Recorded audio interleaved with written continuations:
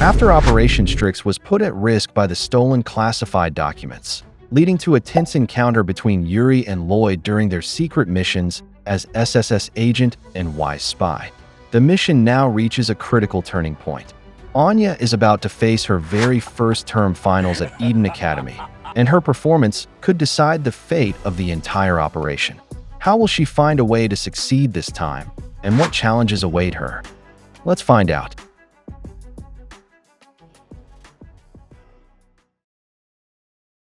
At the Forger household, Yor called for Bond, saying it was time for their walk, which made the dog bark in excitement. Anya quickly said to wait because she wanted to come along too. As they walked through the hallway, Yor asked where they should go that day, and Anya replied that she wanted to visit the park with the big obstacle course. Moments later, they arrived at the park, and Anya gleefully ran off to play, sliding down with pure delight. When she reached the bottom, she turned to her mama and complained that her bottom felt slightly burned, worrying Yor since the dress she was wearing was new. Anya's attention was then caught by the conversation of a few children behind her. One was pointing at an old man sitting alone on a bench. He asked if they didn't find him creepy for still being there. Another shrugged and said to just ignore him, explaining that their mother told them to stay away from strangers. But he argued that their mom also said that if they ever saw someone acting suspiciously, they should report it. He insisted that the man might be a spy from the enemy, possibly waiting for a secret drop from his contact, which was why he had been sitting there all day. The old man, however, simply looked preoccupied feeding pigeons. Hearing the word spy immediately made Anya turn to look, wondering if it could really be true. She thought that if he was a bad guy spy, then it was her duty to stop him. Deciding to uncover his secret, she used her ability to read his mind and reveal his hidden plan. But to her surprise, the only word in his thoughts was home. The man just wanted to go home, yet he couldn't because he was lost. Anya hadn't expected that to be what he was thinking. Meanwhile, the two children approached the old man. One of them called him an old-timer and demanded to know what he was doing there, while the other pointed at him and declared that he was a spy because of his strange behavior. Shocked by their accusation, the old man insisted he wasn't, then hastily stood up and ran off, wobbling with his cane. The children cheered proudly, saying they had done it and saved their country at last. Feeling good about themselves, they decided it was time to go home, remarking how nice it felt to do the right thing. Anya quietly watched them leave, while Yor, noticing her daughter had stopped playing, looked at her curiously and asked what was wrong. After the children left, Anya simply let them be and went on with her own fun. She climbed back up the playground, imagining herself embarking on a grand adventure. While standing atop the bridge, she noticed that the old man had returned. He was climbing up the steps and calling out to someone named Barbara, saying that he was home. Looking around, he wondered if Barbara might be upstairs. Anya was startled when she recognized that he was the same old man from earlier. Moments later, he struggled to step on the wooden bridge steps, his legs trembling until he could no longer move. He winced as his hips suddenly ached and muttered in confusion, asking who had placed a trap in the second-floor hallway and if it had been Barbara, adding that it wasn't funny. Standing nearby, Anya responded that her name wasn't Barbara. When the old man asked who she was and where he was, Yor, who had noticed the commotion, approached and asked if he was all right. She and Anya helped him down, and once they reached the bench, Yor grew worried upon learning that he couldn't remember how to get back home. The old man said in a downcast tone that he kept walking around in circles, ending up in the same place. Anya couldn't believe that even adults could get lost too. As Bond sniffed around the old man, Yor asked if he could recall his address. He mumbled something incoherent and said they had just moved in that very day, his voice growing weaker as he lost hope. He began to recall his wife, apologizing as he spoke about how he had rotted away in that park and left her alone. Yor, feeling deeply concerned, assured him that everything would be fine, promising she would make sure he got home. She told him that even a small clue could help and asked if he remembered the direction he came from. The old man couldn't answer. Anya thought to herself that she could just read his mind, thinking that would make things easier. Yet when she used her ability, all she saw were gentle thoughts. How nice their house was, how warm the fireplace felt, how he wanted to go home and watch TV, maybe plant a few flowers in the new pots, though he thought the bathroom first. Anya didn't expect she would get nothing useful from him. The old man apologized, saying that his memory wasn't so good anymore. Yor reassured him that it was all right and that he could take all the time he needed. She suggested that maybe he had something with him that could help. Reaching into his pocket, the old man pulled out a small piece of paper. When Yor peeked at it, it turned out to be a note listing potatoes and tomatoes. Reading that, the old man's face suddenly lit up as he exclaimed Eureka. He realized that he had gone out to do some shopping at the market. Yor was surprised when he abruptly stood up and said that the nearest market should be along the road near the university, thinking he might remember more once they got there. Anya, meanwhile, grew curious about the word he used, Eureka. Yor apologized to Anya and said they would have to say goodbye to the playground for now, which made Anya frown in disappointment. The old man, still muttering to himself, apologized for being a bother and said he would find a way to repay them. He wondered if he had anything to give, but since they had just moved in and the refrigerator was empty, he thought perhaps he could at least include them in his will. Then he wondered if he had even brought his wallet. Yor, unable to understand most of what he was rambling about, simply listened. Anya tried to read his thoughts again and blurted out that if they helped him get home, he would include them in his will and give them a huge sum of money. Yor, startled, thanked him but politely said that it wouldn't be necessary. They finally left the park and made their way toward the market. The street was lined with stalls, and Anya walked cheerfully beside them, thinking to herself that they were going to be billionaires soon. Yor firmly reminded her that they were not accepting anything from the old man no matter what. As Bond sniffed the old man, the latter scolded him softly, saying he wouldn't be giving that to him. The old man then looked around, his expression thoughtful as he murmured that the place had changed so much over the years. Curious, Yor asked if he used to live there, to which he replied that he once taught at the nearby university, at least as far as he could remember. Yor was surprised to hear that, and hadn't expected it at all. The old man went on, recalling how heavily the area had been struck back then. He described the ruined buildings and the streets filled with orphaned children. Everyone's eyes, he said, were either fixed on the sky, waiting for the next bomb to fall, or on the ground, searching for anything of value. There was no one walking casually down the street back then. Turning to them, he asked if that was right, and Anya simply answered that she didn't know. As they continued walking, the old man mumbled to himself that that was how things were in their time. If one walked while looking down, at least they wouldn't step on dog poop. Anya turned to her mama and said that the old man was talking about poop now, which made Yor impressed at how sharp her daughter's hearing was. Since the topic had turned to that, Yor began scanning around for the nearest restroom. She noticed a Zaka store nearby and thought they might be able to use the shop's bathroom. When the old man saw the store, he mumbled again, which Anya interpreted for Yor, explaining that he was saying he had already passed by that same store earlier. That made Yor think that they should try walking in that direction. A few moments later, when he mumbled again, Anya said that he mentioned something about the building ahead, so Yor insisted that they should head toward that building. However, when the old man couldn't recognize the street they had just taken, Yor decided they should turn back and try another corner. The old man continued muttering under his breath, and Anya interpreted that they were getting closer. When they came across a fountain, the old man suddenly exclaimed Eureka again. According to Anya's interpretation, he was saying that the fountain was the bath area of his house. He then took off his sweater, preparing to bathe. Alarmed, Yor quickly stopped him, telling him he couldn't do that because it was a public fountain, and besides, they were still at the park. They ended up right back where they had started, at the same playground in the park filled with children. The three of them could only exchange looks, realizing they had gone in circles again. Still, Yor refused to give up and said they would try one more time. The old man insisted that he had to find his way back to his wife somehow. He then began muttering about the university and the need to watch out for falling bombs.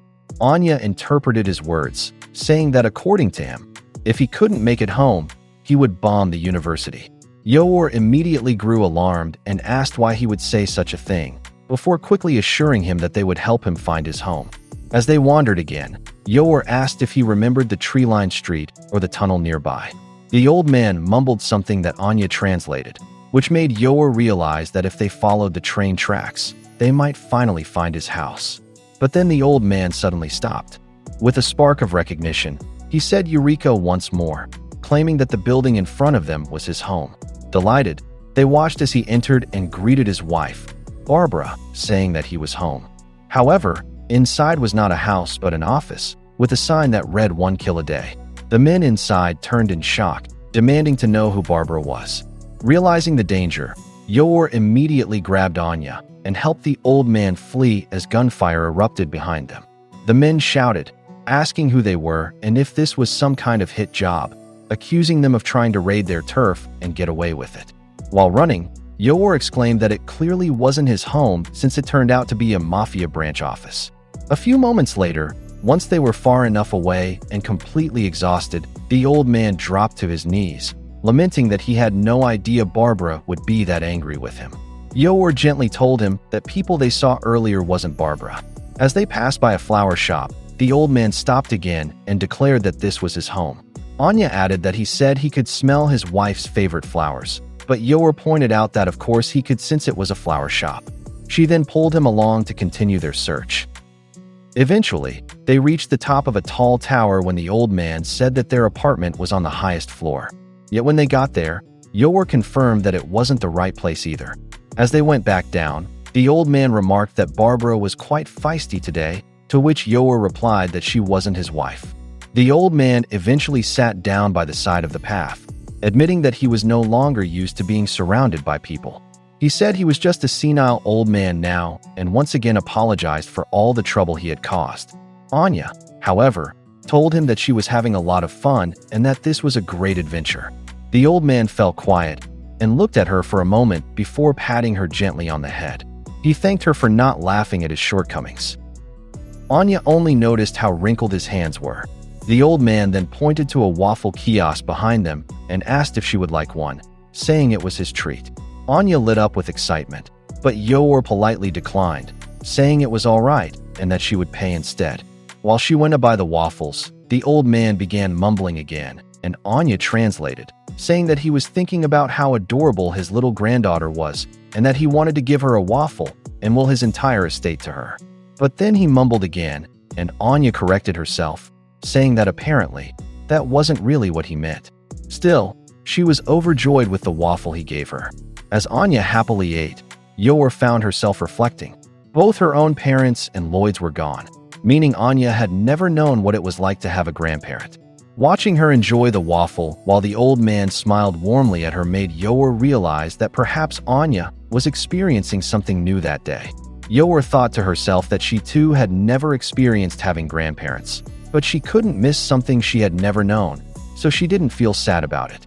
Yet she couldn't help but wonder if Anya might feel differently. While the old man slipped his wallet back into his pocket, Yor noticed that something had fallen out. Curious, he picked it up, thinking it might be a coupon. Anya confidently said she knew exactly what it was. She took the paper and explained that it was a winning ticket from a raffle held at the candy shop she often visited on 2nd Street. The amazing prize, she added, could be exchanged for 10 whole pence worth of candy. The old man confirmed this, saying that he had indeed gone to that candy shop because he wanted something sweet to eat on his way to the market, but in the end, he had just given it all to the pigeons instead. Yor smiled at that, realizing that if he had visited that shop, it must mean his home was nearby. She praised Anya for her excellent work, and with that, they headed straight for the candy shop he mentioned. When they arrived, Yor asked if he thought his house might be close by. The old man looked around, scanning the area as he tried to recall something. Meanwhile, Anya said they shouldn't think about that yet and should just use the coupon right away. Yor gently reminded her that eating too many sweets would only give her cavities. Bond sniffed the old man again before suddenly pulling free from Yor's grip on his leash. Startled, Yor wondered what had gotten into him. As Bond barked repeatedly, she realized he might have picked up the old man's scent trail. Without hesitation, she urged them to follow him. Led by Bond, they set out once more to find the old man's home. Along the way, he muttered Eureka again, but this time with full confidence, saying that he was certain this was it. At last, he declared they had found his house. However, Yor and Anya were far from pleased when they realized that the building he was pointing to was actually their own apartment complex. Yor apologized, explaining that Bond must not have been following his scent after all. but the old man insisted that this was indeed their building. Just then, an elderly woman stepped out of the front door and called out his name, Sigmund. She looked shocked to see him and immediately asked what he had been doing all this time. It turned out that this was Barbara, the wife he had been searching for all day, something Yor hadn't expected at all. Overcome with emotion, Sigmund wrapped his arms around her tightly, whispering softly as he did. Barbara asked what he was mumbling about, saying that instead of wandering off, he should have been helping her with the move. At that very moment, Lloyd stepped outside, curious about what they were doing there and why they were all together. He asked where they had gone.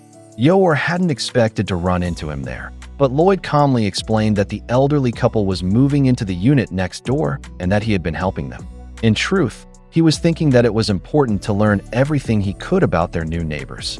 Barbara expressed her gratitude to him for the help. Yor then asked Sigmund in surprise if that meant they were neighbors. "Looks like it," he said.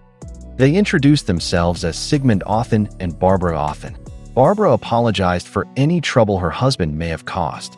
Anya cheerfully referred to them as Grandpa Sigmund and Grandma Barbara, while Lloyd welcomed them warmly to the neighborhood, and Barbara said that it was a pleasure to meet them. Sigmund then presented a bouquet of flowers, saying he had brought them as an apology. Barbara smiled sweetly at the gesture, though Yor couldn't help but wonder when he had even managed to get those. Sigmund declared that there was nothing in the world he loved more than her. He kissed her several times, and Barbara laughed, teasing him by asking if he thought he could earn her forgiveness that easily. The Forger family stood watching the affectionate scene in surprise, with Anya calling it a kissy-kissy moment. Yor blushed and hurriedly suggested that they go upstairs. The next morning, the school bus arrived, and Anya and Yor came down from their building. They were surprised to see the Othen couple outside. Yor greeted them warmly and asked how they were that morning. Anya cheerfully called out to them as Grandpa Siggy and Granny Barb. When Sigmund saw them, he momentarily forgot their last name, so Yor reminded him that they were the Forgers. Still, he mispronounced it as the Borgers, prompting Barbara to gently correct him, saying it was Forgers. Grandpa Siggy then noticed Anya's uniform and was impressed to learn that she was a student of Eden Academy. She proudly declared that she is an exemplary student, which made Grandma Barb smile with delight. Sigmund then asked if Anya's mother was heading to work already, noting how early it still was. He tried to recall if she worked at City Hall, and Yor was caught off guard at being addressed as Anya's mother, but she quickly replied that yes, she did, and that there was an event at the city square that day. Barbara mentioned that she had seen the flyers about it, a charity bazaar supporting disabled veterans. Sigmund asked if it was that time of year again, recalling that they had been holding the same event for many years now. Yor invited them to stop by if they had time, saying she would be happy if they could visit. Sigmund said that he would, agreeing that it was a wonderful cause. He then began to talk about how support for veterans had declined recently, especially after the recent downsizing of troops, and was in the middle of mentioning their function or luncheon when his thoughts suddenly drifted off. He mumbled to himself about not forgetting to bring lunch instead. Anya turned to Yor and said that Grandpa Siggy wanted to bring his own lunch, which only confirmed how far off track his thoughts had wandered. So Yor told him that there would surely be plenty of food stalls selling meals at the event anyway. The scene shifted to the bustling city square, where workers were setting up stalls and arranging goods for the event. A signage could be seen announcing the charity bazaar for disabled veterans, Yor's current assignment. As boxes were being unloaded, one suddenly dropped, and the woman carrying it complained about how unbearably heavy everything was. It was Millie, who grumbled in frustration, wondering why City Hall workers always got dragged into helping at events like this. Dominic replied that it was because the event was organized by the city, so their participation was mandatory. Camilla told Millie to just think about the perks instead, mentioning that the actor Kevin would be attending that year's event and joking that they might even become best friends. Dominic, looking a little alarmed, said that would not be a good idea, since he could never compete with someone that handsome. Camilla teasingly asked if he was jealous, and he admitted he was. After all, who wouldn't be? Millie, growing increasingly annoyed with their banter, told the two lovebirds to cut it out. Behind them, Yor was effortlessly carrying a stack of boxes so high that a television sat balanced on top of it, yet she didn't look strained at all. She calmly said that just one more load, and they would finally be on lunch break. so they should hurry and deliver the rest. Millie turned to look at her in disbelief, asking how she could possibly carry that many boxes so easily. It was certainly a big help, she admitted, but still. Their supervisor overheard and reminded everyone to stop complaining, saying that members of the Wounded Veterans Alliance and the Lady Patriots Society were watching, so they should all do their best to help. Dominic quickly agreed, saying they understood. Camilla, however, was clearly irritated. She muttered that the Lady Patriots Society was just a bunch of meddlesome old shrews and that she couldn't stand people like them. Sharon cautioned her to be careful, reminding her not to get on their bad side, or she might end up being reported to the SSS. Hearing the group's name from behind, Yor paused and thought for a moment, trying to recall where she had heard of the Lady Patriots Society before. Then it came to her. Of course, that was Melinda's club. The others turned toward her at the mention of that name, asking in surprise if she meant the former First Lady. Sharon confirmed it, saying Melinda was the chairwoman of the group. Yor replied that yes, Melinda had mentioned it to her once before. Her co-workers were stunned to hear that she had actually spoken with her. Yor, acting naturally, said that of course she remembered and that it wasn't something one could easily forget. Her co-workers exchanged skeptical looks, clearly unconvinced. Camilla accused her of lying, but Yor quickly insisted that she wasn't and that what she said was the truth.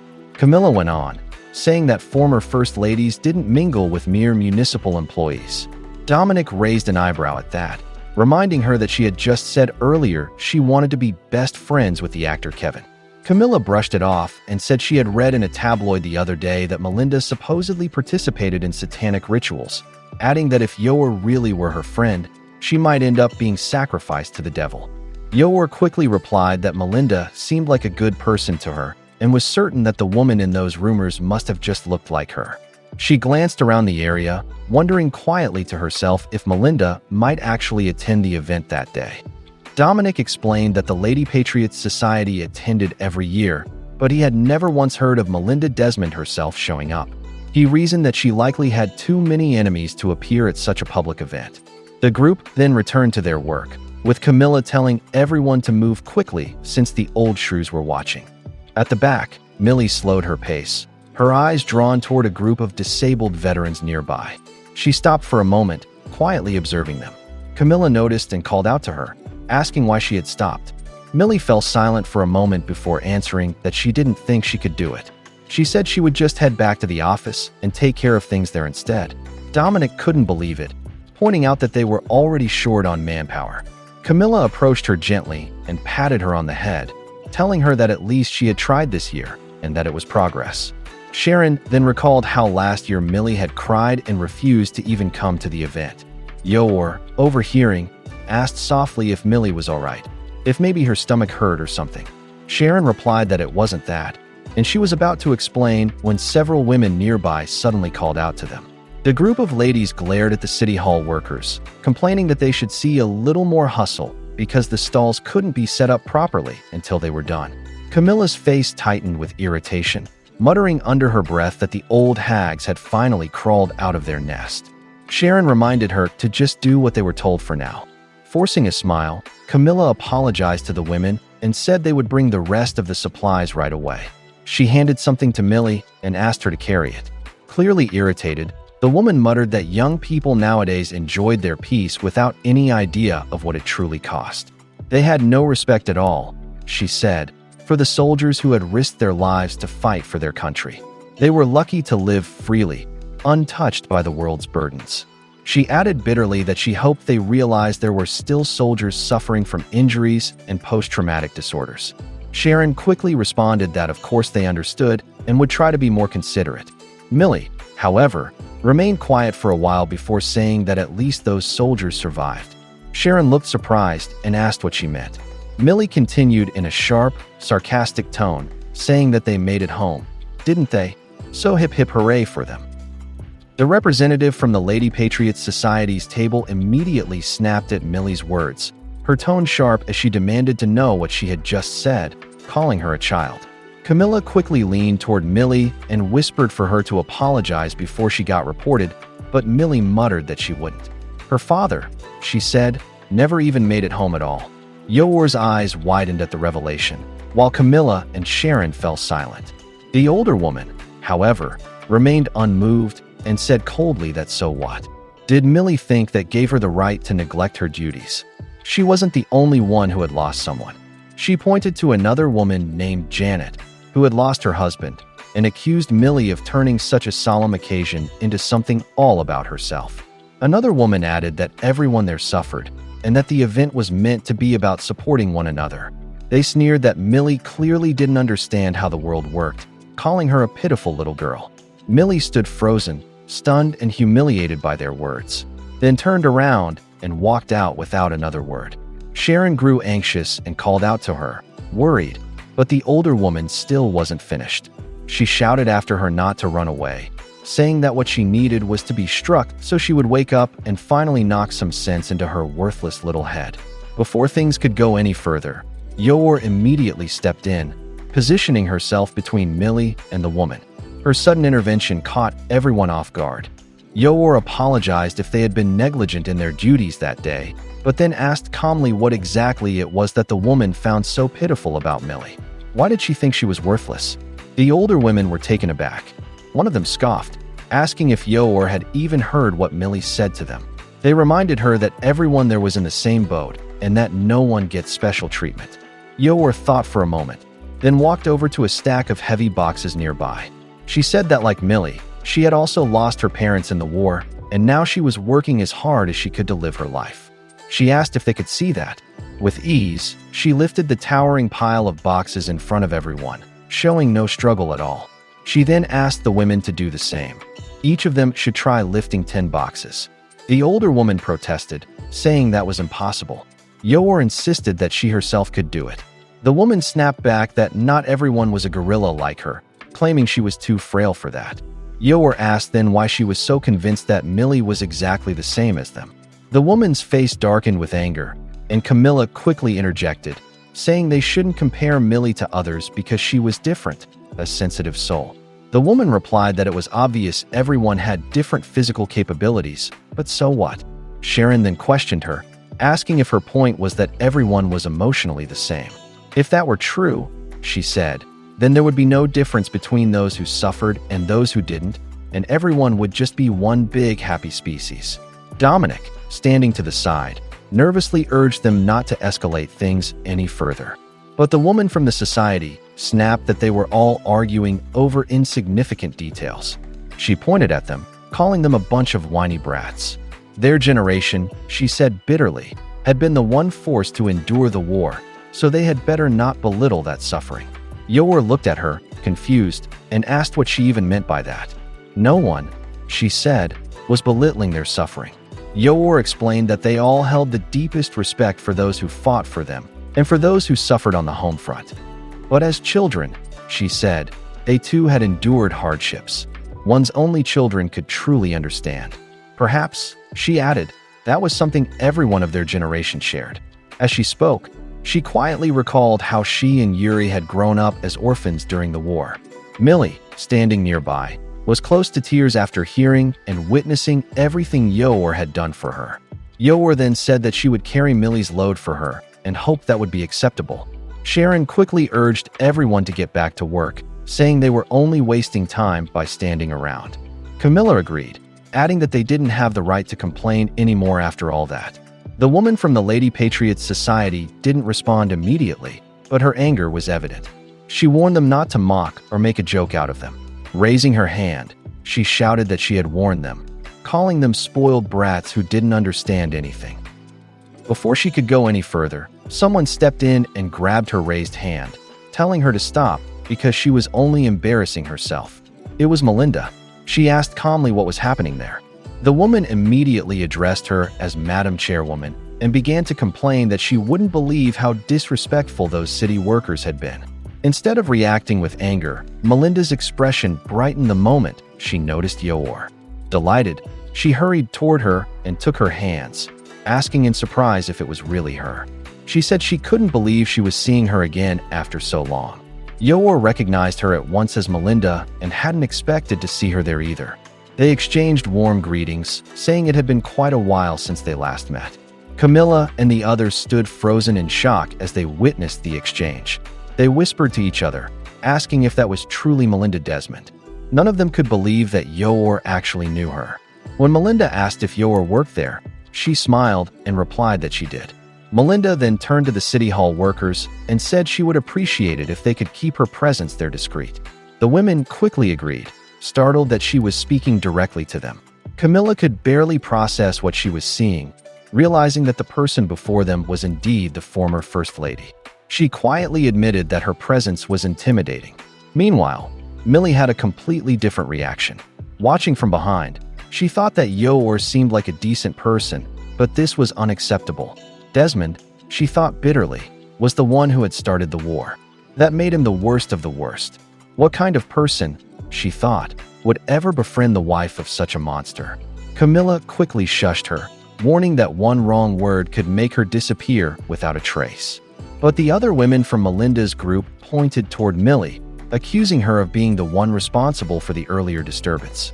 The furious woman from before seized the opportunity, pointing at her and shouting that she was the insolent brat who had been barking at them nonstop.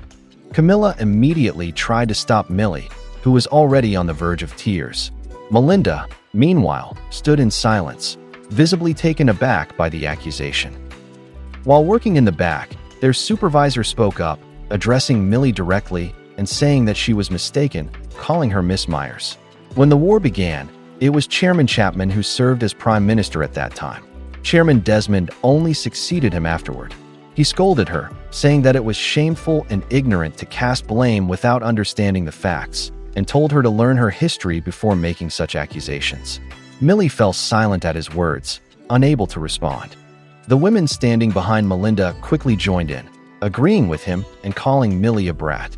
They said she had no right to tarnish Melinda's name and demanded that she apologize immediately. But Melinda told them to stop. She calmly said that her husband truly had been Prime Minister during much of the war, so Millie wasn't entirely wrong about that.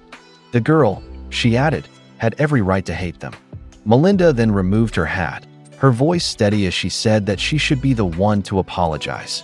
One of her companions protested, insisting that she had nothing to be sorry for. But Melinda disagreed, saying that as a Desmond, this was the burden she had to bear. She explained that it was her responsibility to support not only the veterans, but also the families they had left behind in grief. She admitted that nothing she could do would ease the pain Millie had endured, but she reminded her that she too had parents, children, and of course, a husband. If she were ever to lose any of them, she was certain she would feel the same anger. Millie trembled, tears welling in her eyes as she listened to her. Just then, someone arrived to inform Melinda that the WVA was expecting her. Melinda nodded and said she would be there shortly. She looked back at Millie and walked toward her, gently taking the materials she was holding. She asked if those supplies were for their group, then told Millie to let her take them and thanked her for her help. Once more, she apologized but said she needed to leave. The woman who had been fuming earlier was visibly upset, unable to accept what she had just heard. Melinda put her sunglasses back on, then turned to her companions and asked if supporting one another meant policing each other's actions. She answered her own question, saying of course not, because that would simply be a return to wartime repression. With that, she told them it was time to go. Melinda bid them farewell, giving a warm goodbye especially to Yor, who returned the gesture with a smile. From behind, Millie stood still for a moment before suddenly calling out for Melinda to stop. Though shy and hesitant, she managed to apologize for the harsh words she had said earlier. Melinda turned slightly, surprised, then smiled gently. She said she was glad to hear that, explaining that if Millie had ended up hating Yor because of her, she herself would have felt terrible. Millie's co-workers immediately turned to her, worriedly asking if she was all right. Camilla even offered to accompany her to the station, but Millie declined. Her gaze lingered on the disabled veterans nearby as she quietly said that she wanted to stay and help out a little more. Sharon asked if she was sure, and Millie nodded, explaining that she would rather spend time with everyone there than be alone that day. Camilla gently patted her on the head again, saying she really did hate being alone. Millie admitted that she did. She went on, saying that her father had died when she was still very young, so young that she could barely even remember him anymore. His death had left her with an emptiness that made her feel isolated. She said she blamed that feeling for the times when her life didn't go well, and for how she sometimes overreacted to certain things. But now, she added, she had a job, and she had all of them. Even Yoor, she said, was part of that. She turned to her and thanked her sincerely. Yoor smiled at her words. Millie continued, admitting that she had always thought Yoor was weird and like a clueless robot, but now she realized that she was more like a kindly gorilla. Sharon scolded her for the comment, while Yoor, flustered, said that she was a person, not a gorilla. Camilla suddenly changed the topic, saying she wanted to know how Yoor had managed to become friends with the former First Lady. How had she done it? She demanded. And how was it fair that she was the only one getting treated to fancy dinners by Melinda Desmond? Watching Melinda walk away from earlier, Dominic remarked that she really did seem completely different from her husband. Yoor quickly clarified that she wasn't being treated to expensive dinners, just tea. Sharon commented that being friends with celebrities sounded exhausting and said she would rather leave that to Yoor. Millie couldn't believe how casually Yoor spoke about it, saying that she didn't even try to sound posh at all. Yoor, confused, asked what posh even meant. Camilla looked at her in disbelief, exclaiming that she was hanging out with high society elites and didn't even know the meaning of the word. Sharon laughed and suggested that Yoor should buy everyone drinks that evening so they could teach her. Millie excitedly agreed to the plan. Yoor, surprised that they would do something like that for her, thanked them warmly. Dominic, watching from the side, couldn't help but wonder how they all suddenly became so friendly so quickly. That night, when Yoor arrived home, she cheerfully greeted Lloyd and Anya, with whom she called dearies, with her heartiest salutations. Both of them stood frozen in shock at the overly formal greeting. The next day, a new announcement was posted on the bulletin board of Eden Academy, informing everyone about the upcoming term finals scheduled for the following Thursday and Friday. The students immediately grew anxious, realizing that the exams were fast approaching. Anya, determined not to earn another tinnitus bolt, resolved to study hard this time. Becky reminded her that they needed to take the test seriously since the results would determine which classes they would be assigned to next term. From the other side of the hallway, Damien overheard their conversation and remarked that given the obvious gap in their academic abilities, it probably meant he wouldn't have to see Anya's face ever again. Ewan agreed, adding his own smug comment, which left Anya startled. She thought to herself that he was right. If she didn't get good grades in the finals, she would be left behind, and their plan B would completely fall apart. That realization fired her up. She had to pass and score high marks no matter what. The only problem was that her plan to read people's minds and copy their answers didn't work. She knew that all too well from experience during their previous quizzes. She remembered how chaotic it had been in class. Too many students thinking all at once, making it impossible for her to focus on the thoughts of those who actually knew the right answers. The overlapping noise of everyone's minds only confused her more. Even when she managed to focus on a smart student, they solved the problem so quickly that she couldn't keep up. So, she decided she had to figure out the answers on her own this time, relying purely on her effort. After all, she proudly reminded herself, she was a genial, so of course, she could handle it. Back at the Forger household, Lloyd sat quietly on the couch, deep in thought. In his mind, he reminded himself that the first-term final exams were fast approaching. But as he looked at the papers before him, each one bearing Anya's dismal quiz scores, he couldn't feel even a trace of hope. To him, it looked like a pile of corpses, each one representing a fallen attempt at learning. He grew increasingly concerned, realizing that even his last resort tactic, secretly switching her test answers, was now impossible. After all, Eden Academy had recently tightened its security procedures to the highest degree following the discovery of evidence that an unidentified man had once tried to infiltrate the school and alter the midterm results. Lloyd wondered who that man could have been. Was he perhaps a master spy whose true goal had been to sabotage Operation Strix? But, after thinking about it, he concluded that probably wasn't the case. He picked up Anya's test papers and considered whether he should completely abandon that idea. While it was true that nothing was beyond his capabilities, the risk was simply too great. It would be wiser not to take such a dangerous gamble unless he had absolutely no other choice. He muttered to himself, recalling that Anya only had 2 tinnitus bolts. Still, there was time, and he took a deep breath to calm his nerves. Perhaps short-term memorization could be enough, but ideally, she needed to actually understand the material. Whatever it took, they had to avoid earning another bolt. Then, a small ray of hope crossed his mind. He glanced at one of Anya's quiz papers, classical language, and noticed something unusual. For some inexplicable reason, this seemed to be the only subject where Anya performed relatively well. If they focused their efforts on improving that strength, there was even a chance she might earn a Stella Star.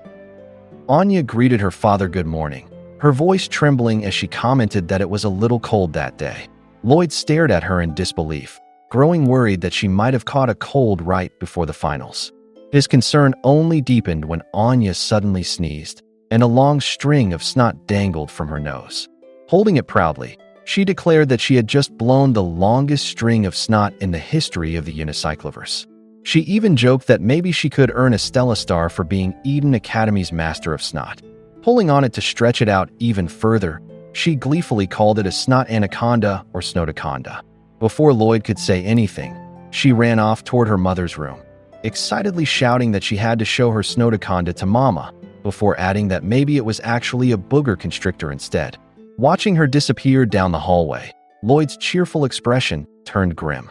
He told himself that this should serve as a lesson. He needed to stop dreaming. It was impossible for that child to ever earn a Stella Star. He needed to stay grounded in reality. Determined to prepare her for the exams regardless, Lloyd began tutoring Anya in the living room.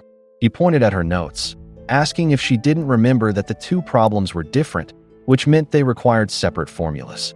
But Anya was already dizzy and struggling to focus, her face a picture of fatigue. Lloyd sighed internally, realizing his teaching methods might once again be lacking. He wondered if he should ask Yuri Breyer to tutor her like before, but quickly dismissed the thought. Yuri was already suspicious of him. It would be best to avoid unnecessary contact for now, not to mention the man was insufferably loud. Just then, the doorbell rang. When Lloyd opened the door, they were greeted by the Othan couple. Barbara smiled warmly, saying she had baked some cookies and asking if they would like to try them. As their new neighbors, she said, they simply wanted to get to know them better. Anya's eyes sparkled the moment she heard the word cookies, while Lloyd hesitated, still focused on their review session. Yoor appeared and greeted them politely, wishing them a good day. Anya immediately tried to dash toward the cookies, but Lloyd stopped her, reminding her that she couldn't escape her studies. She frowned in frustration. Barbara looked surprised and asked if they had interrupted their study session, but Sigmund cheerfully replied that everyone needed a break once in a while. Lloyd thought for a moment, recognizing them as the Othans who had recently moved into the next unit. So far, he hadn't detected anything suspicious in their background or behavior, but he considered that it might still be worthwhile to observe them more closely. With that in mind, he accepted their offer and thanked them for their kindness.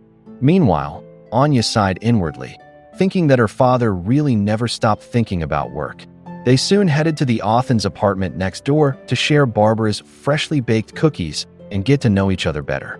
As they settled in, Barbara asked if the couple had both grown up in Berlin. Yoor smiled politely and said that she hadn't. She was from the south, while Lloyd explained that he had only come to Berlin for work. Barbara then asked if they had been married long, and Lloyd replied that it had been almost a year. Barbara's face lit up with delight upon realizing they were newlyweds. Curious, she turned to Yoor and asked what she liked most about her husband. Yoor blushed deeply, fumbling for words before answering that he faithfully upheld his role as both a father and a husband, barely stopping herself from accidentally saying the word agreement. Lloyd immediately noticed her slip and decided it was best to change the subject before she said anything dangerous. Sigmund, on the other hand, proudly declared that he loved absolutely everything about his dear Barb. Lloyd seized the chance to redirect the conversation and commented on their impressive home library, noting that some of the volumes appeared to be quite rare.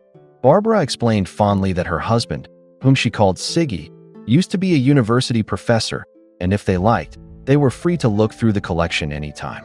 Yoor recalled that he had mentioned living in Berlin for quite some time, but Barbara explained that after the war, they relocated to the Kovnia area for a spell. Once it was time for them to retire, though, they returned to be closer to their children and family. Good to know, Lloyd thought to himself. Curious, he asked what subject Sigmund had taught at the university.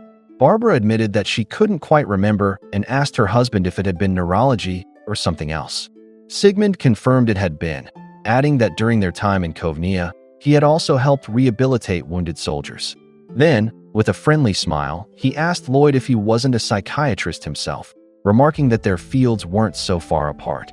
While the adults conversed, Anya happily munched on cookies, savoring every bite. Meanwhile, Lloyd observed them carefully. According to his background research, Sigmund Othen was a highly regarded scholar. His reputation was so established that it would be nearly impossible for it to be a fabricated cover identity. It also seemed unlikely that he had moved in specifically to target Lloyd. Even so, Lloyd decided it was safest to remain cautious. He remarked that as a doctor, Sigmund must have had a difficult time during the war. Sigmund nodded in agreement before mumbling something under his breath, asking Barbara what she had been doing back then. Had she been taking baths, perhaps? Barbara sighed and replied dryly that she hadn't spent the entire war bathing. Lloyd's eyes shifted to the shelves lined with books about linguistics. He mentioned that there were quite a few volumes on language as well. Sigmund agreed, but said he couldn't remember exactly why, until a moment later, when it came back to him. He explained that he had also done work in cultural anthropology and had even toured the world to study local folk remedies for a fieldwork project. He turned to his wife to confirm, asking if he really had done that, but Barbara admitted she didn't know what he was up to most of the time since he was rarely home. Lloyd also noticed several books dedicated to classical language. That was when Anya suddenly spoke up, saying that she was also trying her best to top the classical language test in her class. Sigmund was pleasantly surprised by Anya's interest and said that perhaps he could help her with her studies. After all, he had once been a lecturer himself. Anya's face brightened, and she eagerly asked if studying with him meant she could eat all the cookies she wanted. He chuckled and said he couldn't make any promises about that. Lloyd smiled quietly to himself, thinking that this was a happy coincidence. He saw no reason to object and agreed, provided it wouldn't trouble the couple. Sigmund then stood up and affectionately called Anya dear, but she quickly introduced herself by name. He asked if she had any favorite books, and she replied that she loved the Spy Wars comic series. Remembering something, Sigmund searched the bookshelf and mentioned that he had bought the first volume years ago to use as a discussion piece with his students. After a short moment of looking, he proudly presented his first edition copy. Anya's eyes sparkled with amazement, saying it was so cool and rare. Sigmund smiled and suggested they use it as their textbook. Meanwhile, Lloyd, flipping through a book titled Carefree Therapy on the side, thought to himself that this was exactly the same tactic he had once tried, using the Spy Wars cartoon to make learning fun. In his mind, he muttered that Mr. Othen was only wasting his time. Upon catching that thought, Anya commented that the cartoon version was pretty bad anyway. Sigmund then opened the comic and asked if she thought the lines in it weren't well written. Anya quickly replied that he has excellent taste and called him Grandpa Siggy. He then asked if she thought they could make such cool lines sound natural in classical language. Excited, Anya said that sounded fun. Sigmund told her that he would read the line first and she could repeat after him. He recited, "Turn and face me, honey. You can't hide your love for me." It was his job to expose the secrets of others. When it was Anya's turn, she said, "Come here and get me. You can't hide that tub from me. I peek on people when they're taking baths." Sigmund froze for a second, then gently said that people really shouldn't be peeking at others while they bathe. Anya panicked, realizing she must have said the wrong thing, but he reassured her that it was fine. He explained that whenever someone stumbled upon a pitfall, it only made the road easier to walk the next time.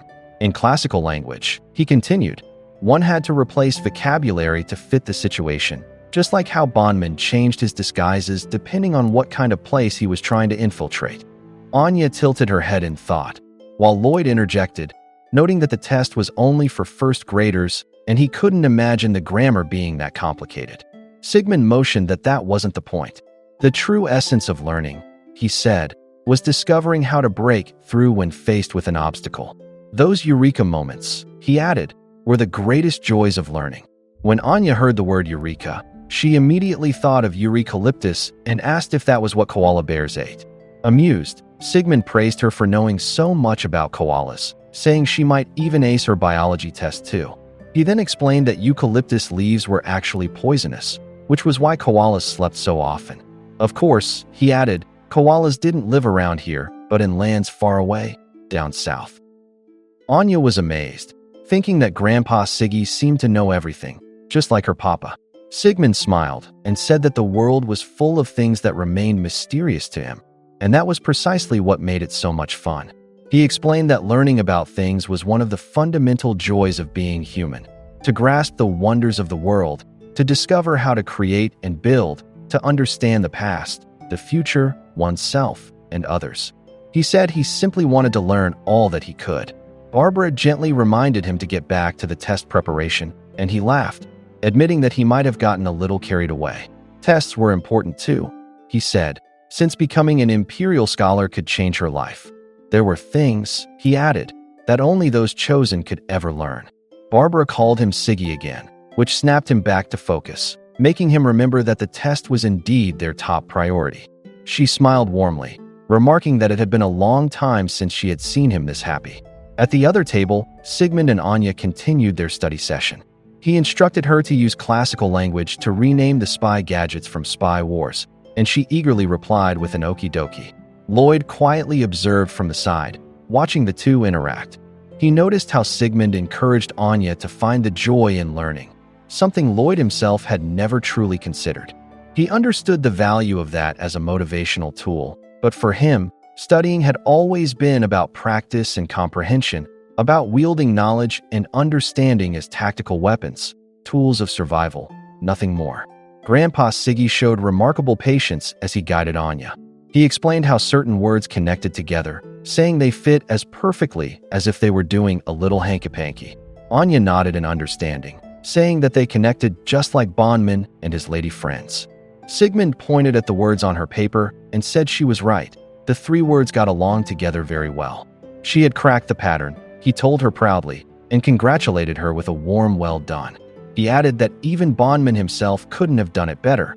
Eureka! Grandpa Siggy exclaimed, saying that Anya had done it. She proudly replied, Eucalypta, beaming as he gently patted her on the head. Meanwhile, Lloyd, Yor, and Barbara watched them quietly from across the room, their faces softening at the sight.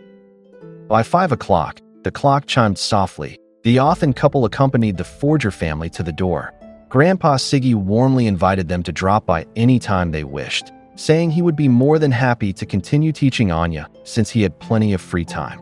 Lloyd politely declined at first, not wanting to impose, but Sigmund insisted it was no trouble at all. In fact, he said, it was good for them to spend time together with their elders. Anya, however, eagerly chimed in that she needed to earn a Stella Star, so she would visit every day, especially if there were cookies involved. Lloyd tensed behind her, worried by her overeager enthusiasm, while Sigmund laughed heartily, saying that was exactly the kind of spirit she should have. After she aced her finals and became an imperial scholar, he asked, what would she do next? What was her ultimate goal? Anya glanced toward her parents before replying that she wanted world peace. The answer caught Grandpa Siggy completely off guard, making him fall back in awe at such a grand ambition. He then declared that in that case, he would teach her as if the fate of the entire world depended on it. Lloyd, embarrassed, explained that Anya simply watched too many cartoons. Sigmund smiled and called Anya a good girl and a fine child. He walked closer and gave her a gentle hug, telling her that children like her were the greatest treasure of their nation and wishing for her to grow up healthy and strong. Anya said he felt prickly. From the side, Barbara chuckled and asked what kind of cookies she should prepare for tomorrow's lesson. That night, Anya slept soundly, clearly exhausted from the long day. In the kitchen, Lloyd and Yor talked quietly. Yor said she was glad their neighbors turned out to be such kind people. Lloyd smiled and agreed, though in his mind, he added that for the time being, that much was true. The next day, the bell rang across Eden Academy as students arrived for class. Becky greeted Anya with a cheerful good morning and asked how her test preparation was going. Anya confidently replied that it was going great. She now had koala power. Becky asked what happened to her chihuahua power and whether this new one was supposed to be better. Anya proudly explained that studying had started to become more fun little by little. Becky stared at her in disbelief, wondering if she had eaten something spoiled and if she should call the nurse. Still, she smiled and told her that what one likes, one will do well. She expected great things from her. Anya, however, didn't quite understand what Becky meant. From behind, Damien overheard them and thought to himself that there was no way he would let that moron Anya beat him. Soon after, classes began, and Anya spent the day diligently studying alongside Becky. After school, she continued her routine of visiting the Athens apartment for study sessions with Grandpa Siggy, while Barbara kindly served them snacks and tea. Anya was highly motivated, and sometimes they even went outside for lessons together. There were moments when she meditated beside him, and Lloyd would find her fast asleep at the table afterward. Grandpa Siggy never lost patience with her, even when he found her squatting with a teapot balanced on her head and mugs resting on her legs as part of her focus training. When she came home one evening, she looked completely different, wearing a tank top with a headband and arm wraps. She proudly told her papa that she had mastered the art of classical language and was confident she'd do well on the test the next day. Lloyd, uncertain, simply nodded and asked why she looked like that. Anya answered that she wanted to look like someone who had just completed intense, rigorous training. When Lloyd checked her practice test results, he was surprised to see they had actually improved. He thought to himself whether it was possible after all. Barbara enthusiastically told Anya that if she managed to get the top score, they would celebrate together. She told her to just wait. Soon she would be bringing home a mountain of Stella stars. Grandpa Siggy, smiling proudly beside her, added that world peace was now in her hands. When the day of the term exams finally arrived, Anya was brimming with energy and determination. Master Henderson, however, immediately stopped in front of her and asked why she had facial hair, wondering if it was some kind of joke. Anya innocently explained that she had drawn it herself with a permanent marker and couldn't erase it anymore. Damien, walking behind her, muttered again that there was no way he would let that moron defeat him. Their teacher soon stood at the front of the class, announcing that it was time to begin the first of their final exams. Instead of feeling nervous, Anya tackled her exam with full enthusiasm, her eyes burning with focus as she vowed to pass no matter what. 5 days later, the results were finally posted on the bulletin board. Students gathered around, anxious and murmuring, as the list of names and their scores was revealed for everyone to see. Several students rushed down the hallway the moment they noticed the board, shouting that the results of the term finals were finally out. They hurriedly called to their classmates, saying the scores had been posted outside. The entire class buzzed with excitement. Becky turned to Anya and asked if she wasn't excited too, but Anya walked calmly with her usual smug grin, saying she already knew she was the highest scorer. Meanwhile, Emil asked Damien if they should go check as well. Damien, whom they called Boss Man, told him to relax. It wasn't as if running there would change their ranking. But only a few seconds later, he broke his own composure, declaring "let's go," before sprinting toward the board along with the others. Outside, the area was filled with noise and commotion as students crowded around the results board, anxiously searching for their names. Becky went straight for her overall ranking while Anya nervously scanned the list beside her. Becky found hers first, 38th overall, and proudly noted that she had moved up several spots. Anya, on the other hand, couldn't find her name yet. Emil and Ewan teased her, saying she was wasting her time and should probably start looking near the bottom. But Anya's face suddenly lit up with joy when she finally spotted her name, ranked 168th. Damien, standing nearby, could hardly believe it. Becky congratulated her enthusiastically, saying it was an impressive jump considering she used to be 213th. Anya smiled confidently and declared that her era had officially begun. Damien scowled, muttering that it must have been a total fluke. Anya quickly shot back that it wasn't fluke at all. She was the top scorer in classical language. Damien scoffed at the claim, saying that was impossible. Ewan then suggested they check the subject rankings posted on the other side. They first looked at the history rankings, where Emil proudly pointed out that their boss man had taken the highest score in history for their grade, earning a Stella star as a result. Damien looked momentarily thrilled by the accomplishment, even raising his hand in triumph, but quickly caught himself and stated coolly that as a Desmond, excellence was expected of him. Becky commented that it was still a great achievement and congratulated him. Then she checked the language studies list and groaned that she had only placed 5th, so close to the top. Ewan, meanwhile, placed 9th in science. Emil teased Damien, pointing out that he didn't even make it into the top 10 for language studies. Behind them, Anya proudly suggested that everyone check who topped the classical language rankings. Damien immediately replied with a firm no, thank you, while Becky clapped her hands in excitement, saying she couldn't wait to see. Emil grinned and told them he might as well be the one to break the news, because it definitely wasn't going to be Anya.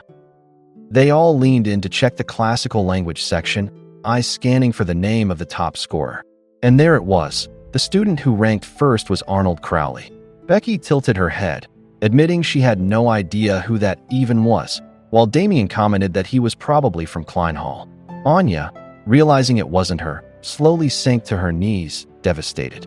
Just moments ago, she had been bragging about being the top scorer. Damien, crossing his arms smugly, asked why she ever thought she would take first place.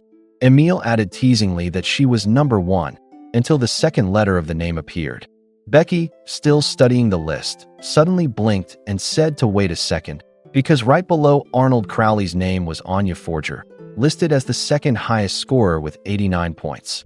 Anya froze at the sound of her name. Everyone turned their heads upward to double-check, even Damien. Second place meant she still earned a Stella star.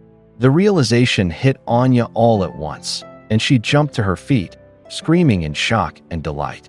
Becky stared at her, startled, as Anya flailed her arms and ran in circles, overwhelmed by joy. Meanwhile, Damien continued to stare at the board, unable to accept it. He muttered that it was impossible for her to top any subject. Ewan quickly agreed, suggesting maybe she cheated, but Becky immediately defended her, saying Anya had always scored well in their classical language quizzes. She then shouted to praise her, "Great job, Anya, and congratulations on earning a Stella star," though she added she could come back now, since Anya had already run off, screaming that she had done it. Ewan grumbled in disbelief, frustrated that Anya had managed to earn a Stella before he did in academics. A few steps away, Bill was passionately crying, learning he had earned a Stella for placing second in math.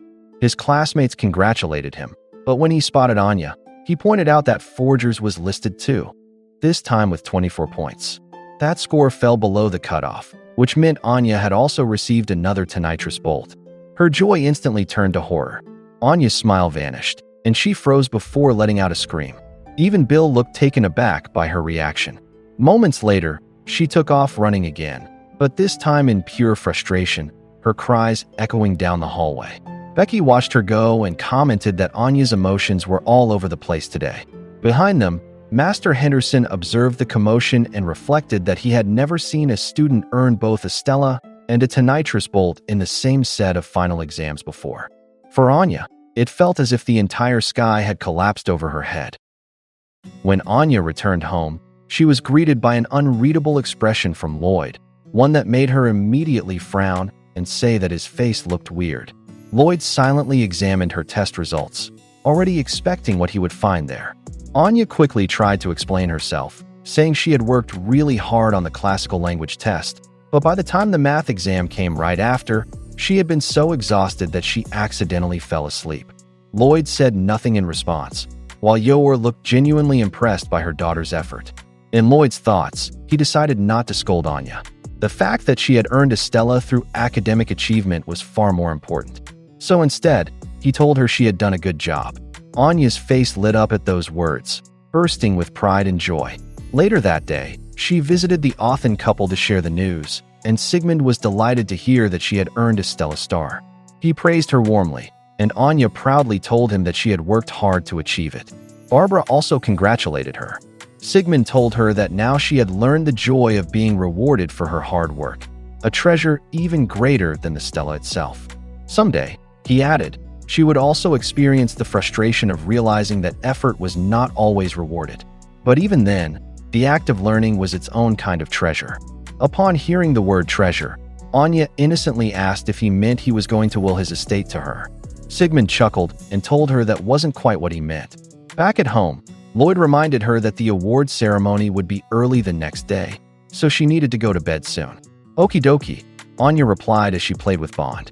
On the couch, Yor, clearly a little tipsy, murmured an okay of her own, before drowsily congratulating Anya once again. Later that night, Lloyd tucked Anya into bed and told her goodnight, reminding her not to kick off her blanket in her sleep, since that was why she always woke up shivering in the morning. As he turned to leave her room, he paused for a moment and asked if, when she was little, she had ever lived in an environment where classical language was commonly spoken. Anya thought hard, then replied that she didn't really remember much from back then. Lloyd simply nodded and said all right, patting her gently on the head and telling her to forget about it. With that, he wished her good night, turned off the light, and quietly stepped out of her room. The next day, the awarding ceremony was held at Eden Academy. The announcer proudly declared the top-scoring first-year students. From Cecile Hall, Damien Desmond, the highest scorer in history, and Anya Forger, the second highest scorer in classical language. Even then, Emil and Ewan still couldn't accept it. Ewan muttered in envy that it must feel amazing to receive such recognition. As the crowd of students clapped, Becky admitted she'd be lying if she said she wasn't jealous too. Once the ceremony for the first years ended, the students exited the hall and started heading down the stairs. Several upperclassmen were seen walking quietly toward the venue, which made Emil comment that the middle schooler awards were probably up next. Damien glanced around the hall as the next ceremony began inside. The announcer's voice echoed through the hall, listing the top second-year middle school students from Klein Hall. Ben Bernard as the highest scorer in physics, and then came the name that made heads turn, Demetrius Desmond. He had earned the highest score in math, the second highest in biology, the highest in physics, the second highest in both primary foreign language and history, and once again the highest in secondary foreign language. The audience was left in a mix of awe, admiration, and envy. By the time the clock hit 10:30, Ewan asked if their boss man wasn't planning to go back to class yet, but Damien told them to go on ahead without him. Meanwhile, Anya was secretly trying to read his thoughts, while Becky urged her to come along. Damien's expression suddenly changed when he noticed someone descending the staircase. It was his older brother, Demetrius. Caught off guard, Damien called out his name. Demetrius turned in surprise, realizing his younger brother was there. For a moment, Damien froze, unsure what to say. His brother then asked calmly if he needed something. Emil and Ewan, watching from behind, were awestruck. They whispered to each other that their boss man was waiting for his older brother to come out. Anya, meanwhile, stared in amazement and thought of him as Super Saiyan Boy. Emil whispered that he'd heard Demetrius had earned 6 Stella stars just from the term finals alone, leaving Becky stunned in disbelief. Emil added that he was an imperial scholar among imperial scholars. Damien managed to congratulate his brother, saying great job. From a distance, Emil noted how cool Demetrius looked in that cape, while Ewan whispered in disbelief that such a genius actually existed and was walking among them. Becky could only shake her head, unable to even imagine how a mind like his worked. Anya quietly watched the two brothers interact. She thought that if she could read the mind of the Super Saiyan Boy, she might be able to evolve from being just a genius into a super genius. The thought thrilled her, and she focused intensely. But to her surprise, Demetrius's mind was completely blank. There wasn't a single thought she could pick up. Shocked, she wondered if he was simply too far away for her telepathy to work. Demetrius asked Damien if that was all he had to say, but Damien quickly replied that it wasn't, though he still struggled to speak clearly.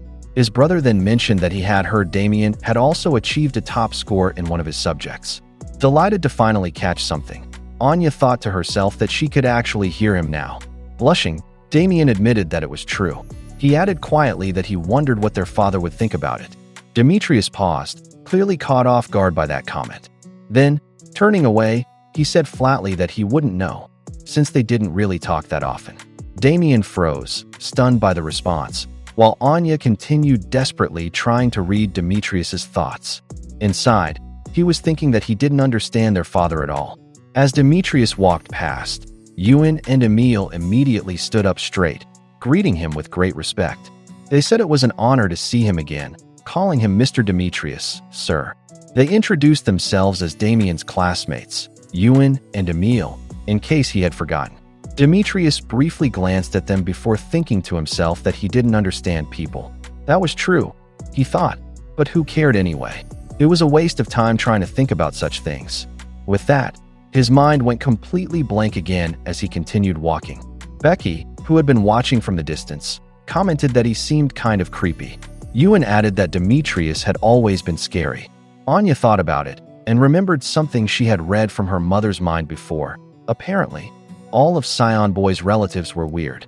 Meanwhile, Damien was deep in thought. He had always been certain that Demetrius and their father had a close relationship.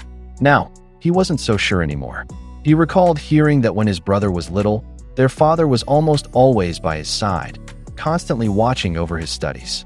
Damien had always assumed that his father just didn't want to spend time with him. But now he wondered, maybe their father was just too busy. After thinking about it for a moment, Damien sighed and told his friends that they should head back to class. "Good call, boss man," Ewan said as they followed him down the hall. That afternoon, Anya returned home looking unusually serious. Lloyd reminded her to take the Stella Star off her bag before she accidentally lost it. But Anya didn't respond. She just stood there, wide-eyed and completely motionless. Lloyd frowned, concerned, and asked what was wrong. Still, Anya gave no answer. Her eyes remained unblinking, fixed in an intense stare. Worried now, Lloyd asked if she was trying to tell him she'd already lost the Stella. Finally, Anya spoke in a slow, determined tone, saying she would stay like that from now on, until she became a super genius. Lloyd stared at her in confusion. He asked what exactly she meant by that, and what she thought was supposed to happen by doing it. Didn't she realize her eyes would dry out if she didn't blink? She was simply mimicking Damien's older brother, Demetrius, who always looked blank and unreadable. Lloyd sighed deeply. He thought to himself that she still needed 5 more Stella Stars to qualify as an Imperial Scholar, but also only 5 more Tonitrus bolts before she could be expelled. In the next scene, Anya was happily watching her favorite show, Spy Wars. On screen, Bondman was being chased by his enemies while skiing down a snowy mountain. They fired bullets at him, but he skillfully dodged every shot. He declared that his suspicions had been correct. The enemy's rocket base was hidden somewhere in the snowy mountains, and challenged them to try and match his skiing skills, calling them evildoers as he sped away.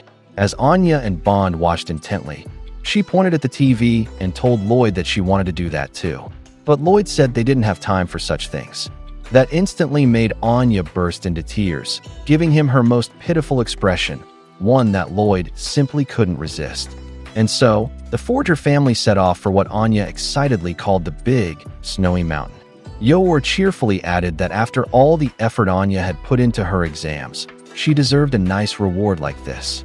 In Lloyd's thoughts, he told himself that for just one day, he would try to forget about her latest Tonitrus bolt. Anya and Bond were overjoyed to play in the snow, and soon the family rented ski equipment. Lloyd began teaching Anya how to ski, explaining that she should point the tips of her skis inward and shift her weight onto the edges. When Anya tried, he corrected her, saying he meant the inner edges instead. But Anya only grew more confused, her body wobbling as she tried to balance. Meanwhile, Yor took off straight down the slope, completely in the wrong direction. Lloyd panicked, shouting that she was going the wrong way. Yor, however, couldn't figure out how to stop herself and screamed in panic. Lloyd yelled that she needed to angle her skis perpendicular to the slope and lean toward the mountain. Yor did as he said, but instead of stopping, she launched herself high into the air, spinning like a gymnast mid-flight. She shouted to ask if she was doing it right. Anya clapped her mittened hands in awe and cheered, "Bravo, Mama!" While Lloyd was too stunned to respond. Yor explained between dizzy breaths that Lloyd was mistaken. She had a gymnastics teacher in her neighborhood as a child who had taught her those moves. Moments later, she lost balance and crashed into the snow. On the other side of the slope, Anya was also struggling miserably. Near tears, she told her father that skiing wasn't fun at all and that they should just go home. Lloyd, exasperated, reminded her that she was the one who had begged to come here in the first place. Sitting in the snow, Anya sulked, grumbling that she couldn't even swoosh properly and that there weren't any evildoers around to make things exciting. Lloyd sighed and asked why she would even want that. Just then, Bond trotted up, carrying something in his mouth, a sled. Anya's eyes sparkled, and she quickly hopped on. With Bond pulling her through the snow, she squealed in joy, gliding effortlessly as they explored the mountainside. She challenged if they could match Bond's sledding skills. But her excitement turned to shock when she saw her father racing down the slope nearby. Lloyd, it turned out, was a master of skiing. Anya called him a master of the swoosh. Meanwhile, Yor had somehow ended up on the opposite side of the slope, frantically waving her arms as she spun out of control, shouting that she didn't know how to turn. Lloyd's eyes widened in alarm as he saw where she was heading, straight toward the edge of a cliff. That night, the wind howled violently outside. Lloyd noted that it looked like a blizzard was about to hit. Anya shivered from the cold. Yor suggested that they should head home before the storm got worse. However, when they reached the bus, Lloyd was surprised to find that the roads had already been closed due to the blizzard. With no other choice, he decided they would have to find a place to stay for the night. Anya, instead of being worried, jumped up in excitement and called it a sleepover party. They eventually found a nearby mountain lodge, and the owner greeted them warmly, saying they were lucky there was only one vacant room left and pets were allowed. Lloyd sighed in relief, glad to hear that, but turned to Yor to ask if she was comfortable sharing a room. Yor immediately blushed, her face bright red, and stammered that she would do her best. As they waited in the lobby, another group struck up a conversation with them. A man asked if they had gotten stranded by the blizzard, and Lloyd replied that yes, they had. He returned the question out of politeness. Max Slacker, a 21-year-old college junior, explained that they weren't stranded. They came to this lodge every year. His companion, a drama queen, a 20-year-old college sophomore, added that they were members of their university's ski club. Another young man, short in credits, 21, said the snow powder in this region was the best around. Their senior, need a job soon, 22, cheerfully mentioned that the cakes served at the lodge were fantastic. The lodge owner, Roger Hostman, age 58, chuckled and said that group always caused a bit of chaos whenever they came to visit. He reminded them to please try not to disturb the neighbors this time.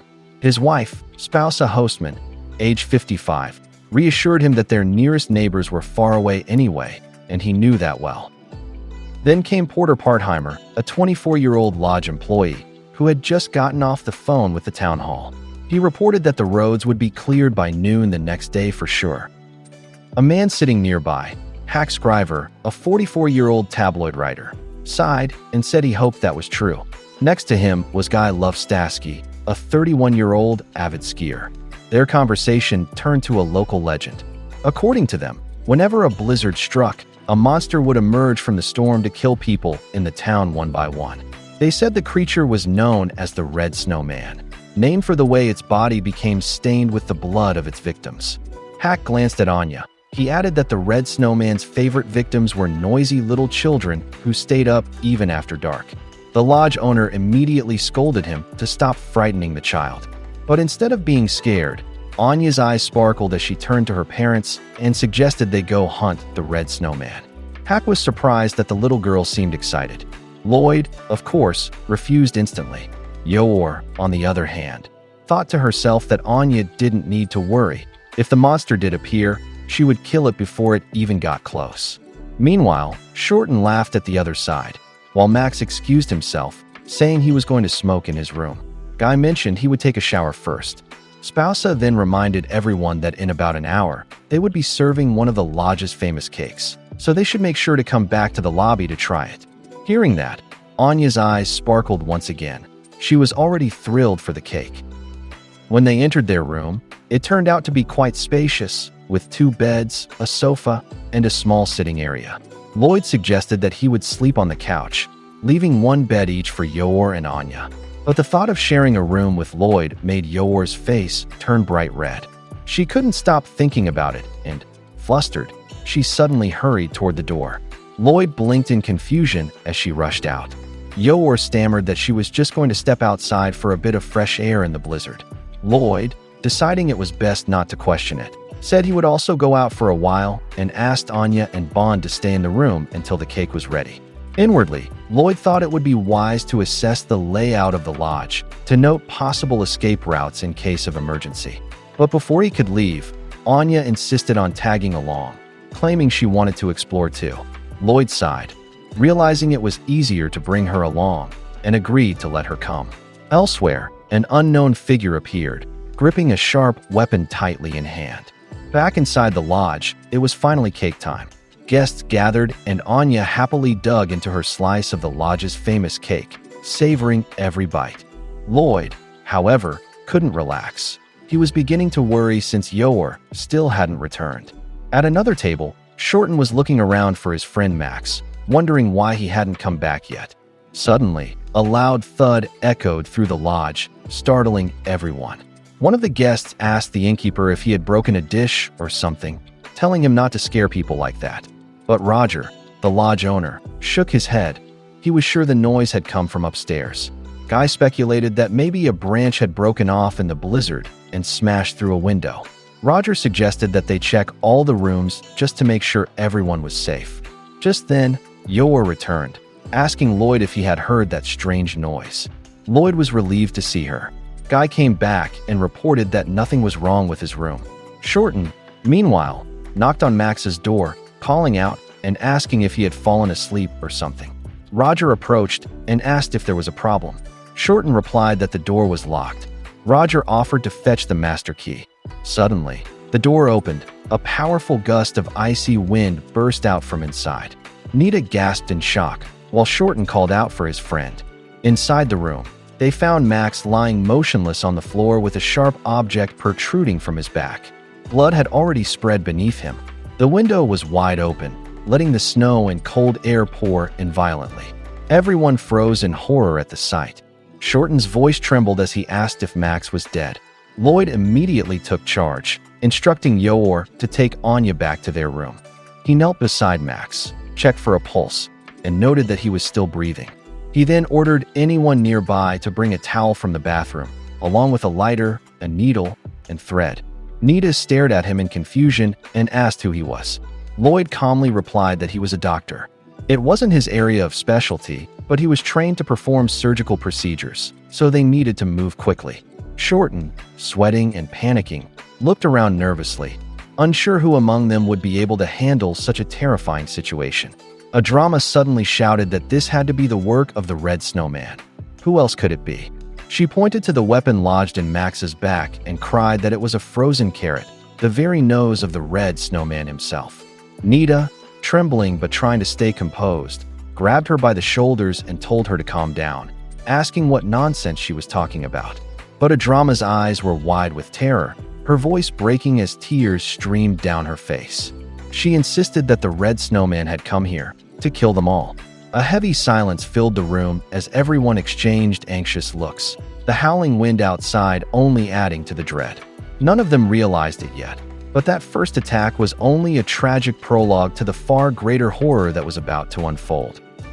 The warmth of the fireplace wrapped the room in a fragile sense of calm, its gentle crackle the only sound against the raging blizzard outside. Max had been laid carefully on the couch, his breathing shallow but steady. Spousa leaned forward, asking anxiously if he would be all right. Lloyd, still composed despite the tension, replied that he had done everything he could and that there were no signs of immediate complications for now. He then turned to Roger and asked whether the police and paramedics had been called. Roger's expression hardened with worry as he admitted that he had tried, but the phone line had been cut. The words hit the group like a thunderclap. Nita's voice trembled as she wondered who could possibly have done such a thing, while Shorten quickly insisted that it must have been the same person who attacked Max. To which Roger said, "How should he know?" The room began to stir with restless murmurs. A few of the guests said they should leave before something worse happened, but someone else reminded them that the blizzard made that impossible. The wind outside was merciless, and they would never survive the cold. Panic rippled through the group as another guest cried that they couldn't just sit there all night with a killer possibly wandering around. No one could reach the police, and they were trapped.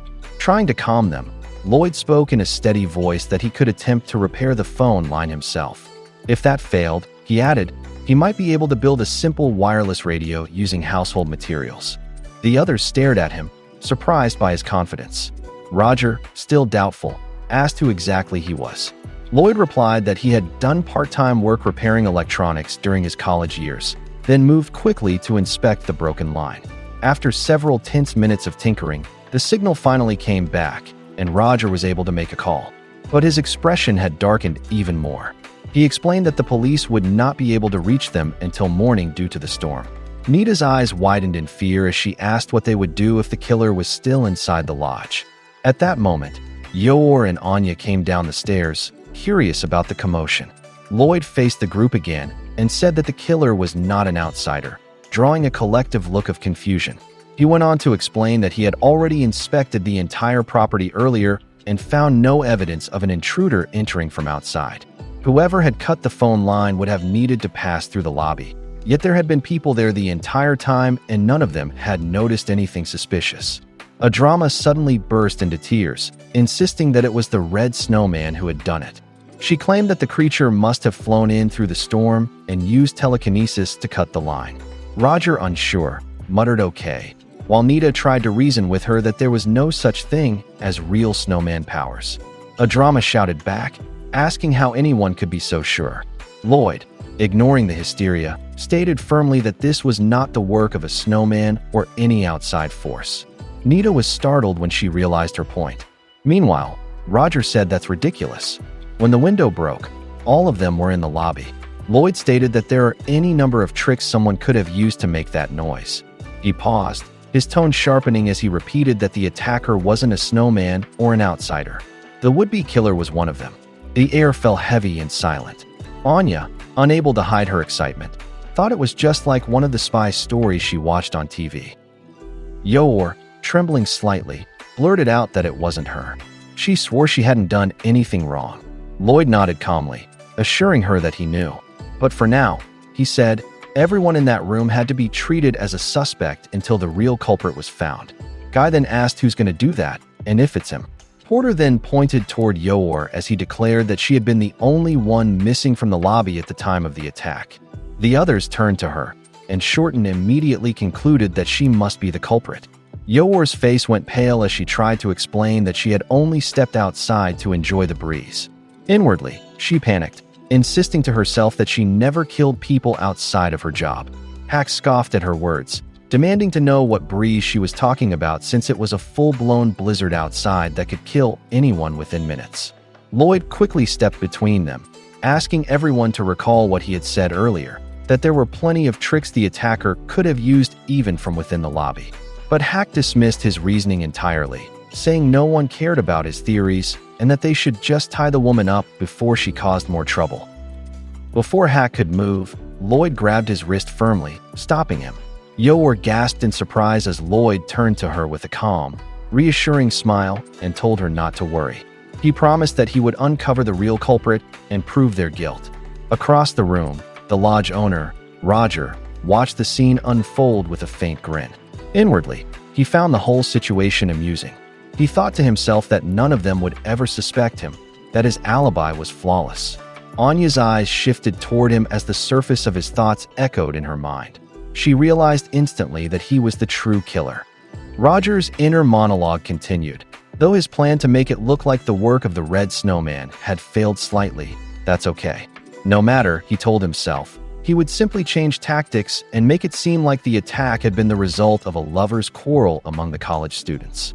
Anya froze. She wanted so badly to tell her papa that the man standing across the room was the one responsible. Lloyd, meanwhile, began to take control of the situation.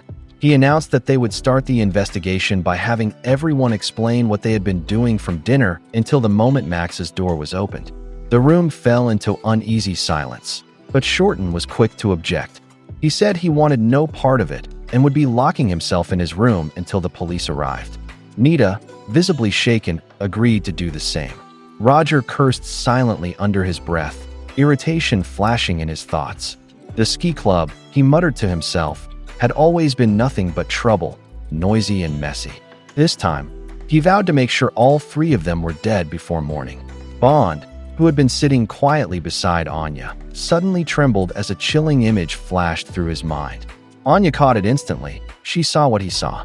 In Bond's vision, Adrama's lifeless, bloodied body lay sprawled across the floor of her room, with Roger standing over her, satisfied. "Two down," he said. Realizing what was about to happen, Anya knew the exact time and place of the next attack. She watched Roger leave the room with that same unsettling smile and decided she couldn't let it happen. Turning quickly to her father, She told him they needed to patrol the back door near the kitchen at exactly 11 o'clock that night. Lloyd looked at her, puzzled by such a specific request. He reminded her that by that time, she would already be resting in the room with Yor. But afterward, through Anya's subtle influence, Lloyd found himself at the right place at the right time, catching the killer just moments before he could strike again. The lodge owner froze in shock upon seeing him there, demanding to know what he was doing in that part of the building. Calm and unshaken, Lloyd relied on his keen intuition and photographic memory to quietly piece everything together. Step by step, he uncovered the tricks the man had used, dismantling his carefully built alibi without drawing unnecessary attention from the others. By the time the authorities finally arrived at the lodge, the incident had already been resolved. Lloyd explained to the police that he had simply happened to encounter the culprit, who then tripped and fell in the middle of an escape attempt. With that, the mystery of the so-called Red Snowman serial murders came to an end.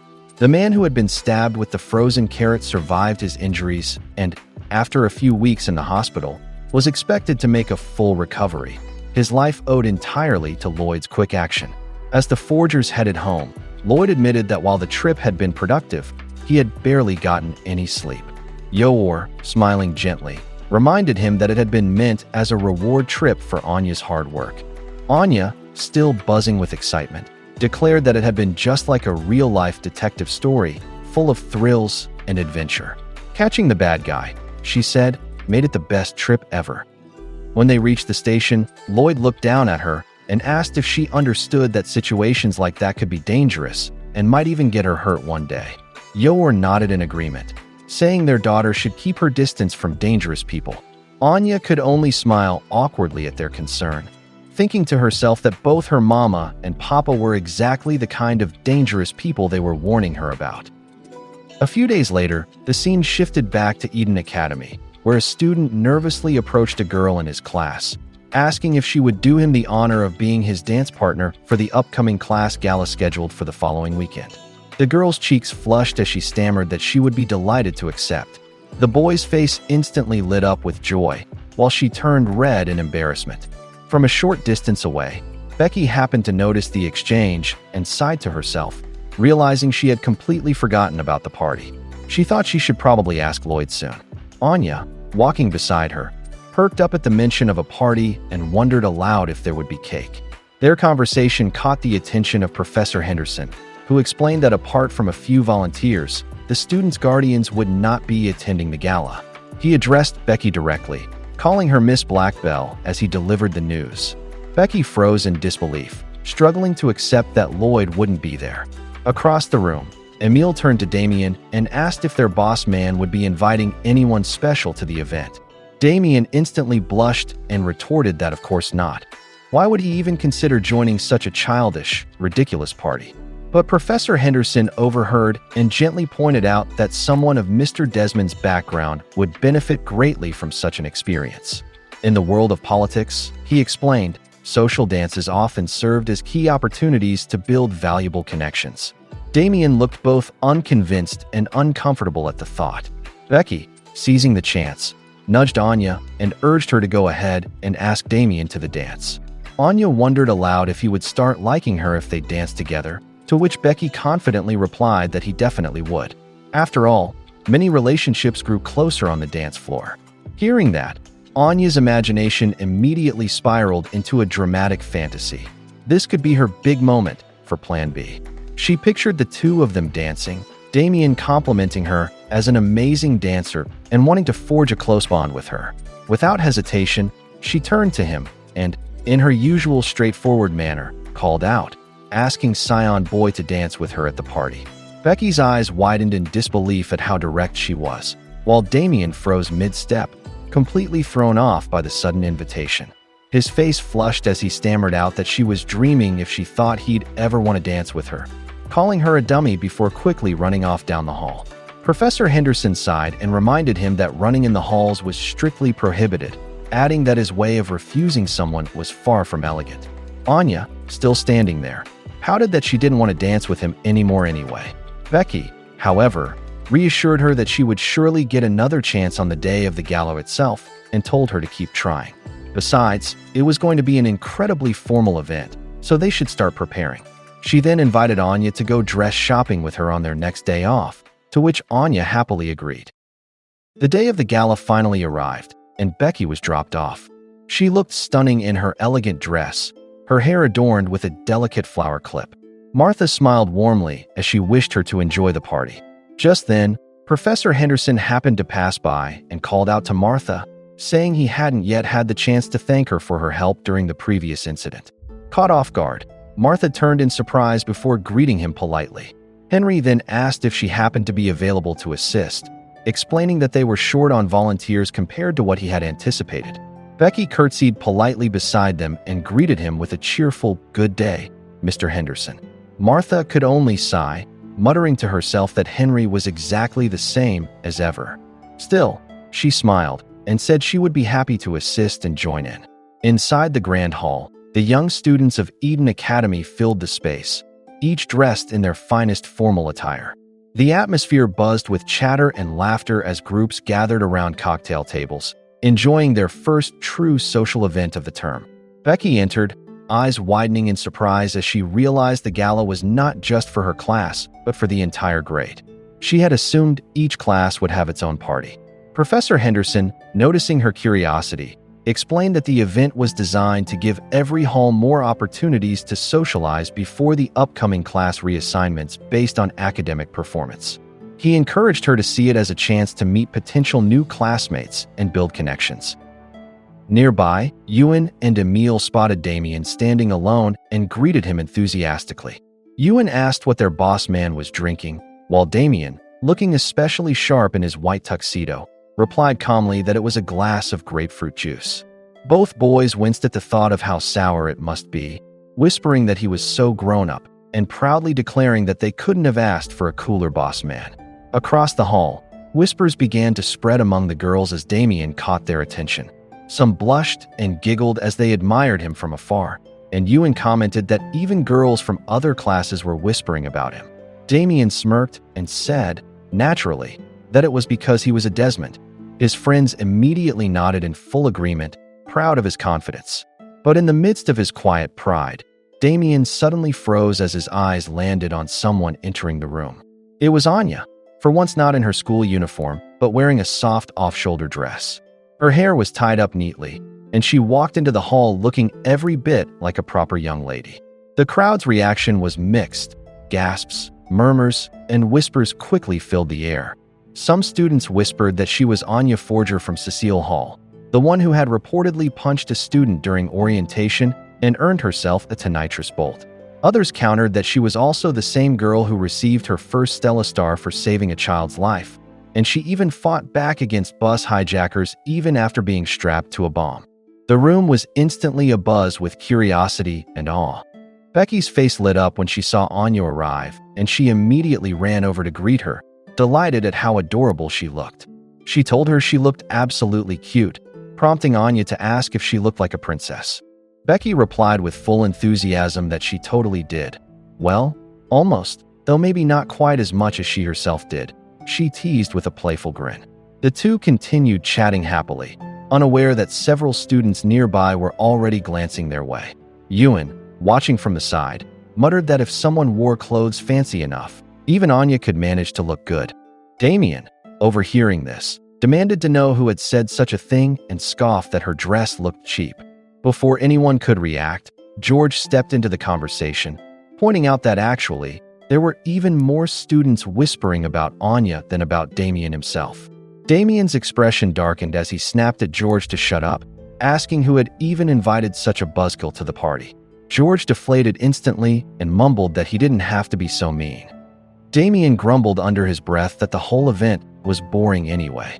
But before the mood could sink any further, an announcement echoed through the hall as a faculty member stepped up onto the stage. The host called for everyone's attention and said that, while it might not have been expected, the first activity of the evening would feature some friendly competitions between classes. The students immediately stirred in surprise, wondering what kind of games he was talking about. The MC continued, explaining that the winning class would earn the special privilege of using the Imperial Scholars' private lounge for an entire day, a prize that instantly electrified the crowd. Excited murmurs spread through the hall as the students began to buzz with anticipation. The host then explained the first event, a quiz competition among the classes. Each class would form a single file line, and once a student answered correctly, they would step aside for the next in line. The first class to finish all their turns would be declared the winner. From across the room, Bill wished for the best class to win, glancing at Damien, the son of the chairman, with a grin. Damien, acting nonchalant, muttered that he didn't care about such stupid nonsense, though he still ended up being the first one to step into the line once the game started. For the first question, the MC asked them to name the 7 great secrets of Eden Academy. Without hesitation, Damien hit the buzzer, surprising even his competitors with his speed. He listed them one by one. First, Lorelei, the siren of Swimming Pool 3.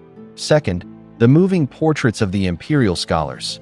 Third, the true nature of Pierre Pommier. Fourth, the 13 steps of the Great Hall. Fifth, the devil ritual of the old schoolhouse. Sixth, the cursed underground maze of Section 4. And seventh, the sealed chamber within the Tower of Wisdom. The host confirmed that every single one of his answers was correct.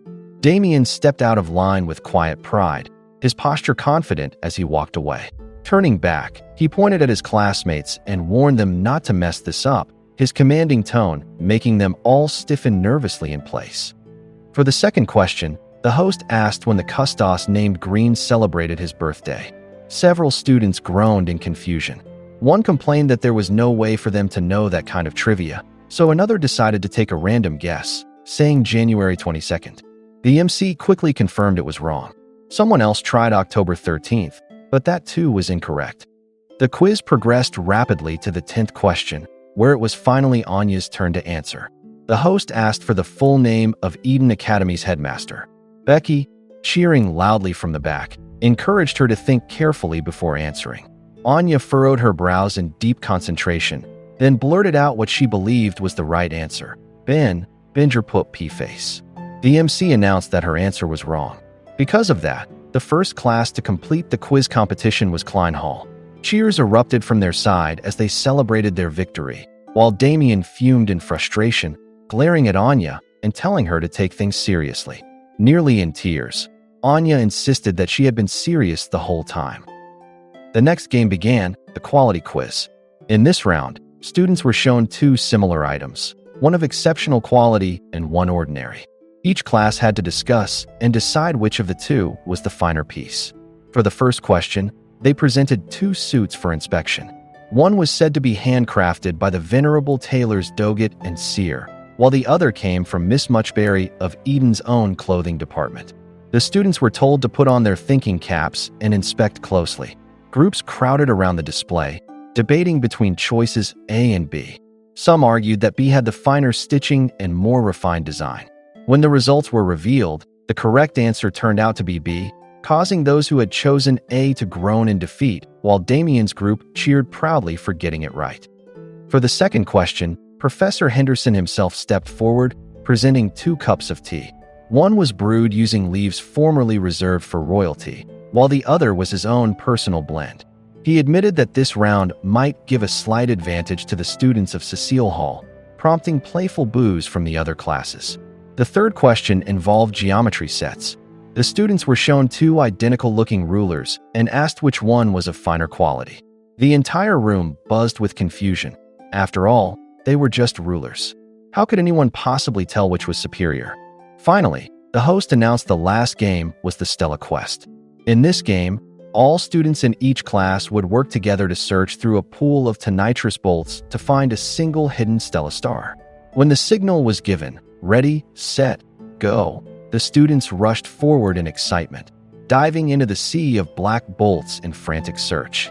The MC reassured them that all the stars and bolts were replicas, but the competition grew just as intense.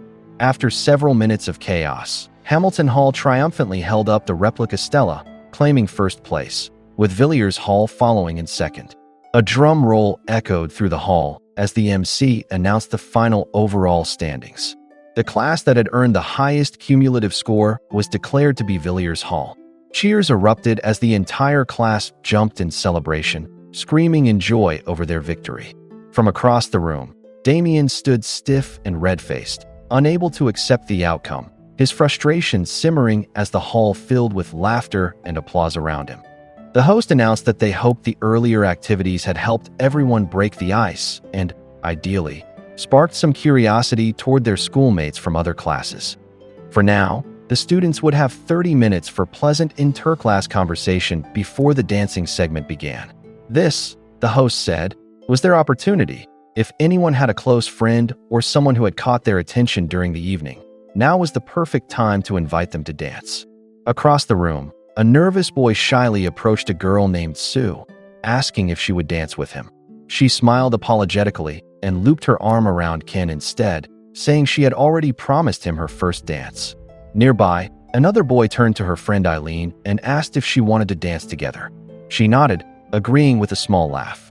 Not far from them, a cheeky student surprised his teacher, Mrs. Jody, by asking if he could have the honor of a dance, leaving her momentarily speechless and flustered by the unexpected invitation. Emile, standing with Damien, began to say something, but Damien cut him off immediately, insisting he wouldn't dance. He said it was boring and that he might as well leave. Just then, a waiter approached their group and politely asked if they wanted a drink. Damien declined flatly, saying he wasn't interested. The waiter, however, was no ordinary server.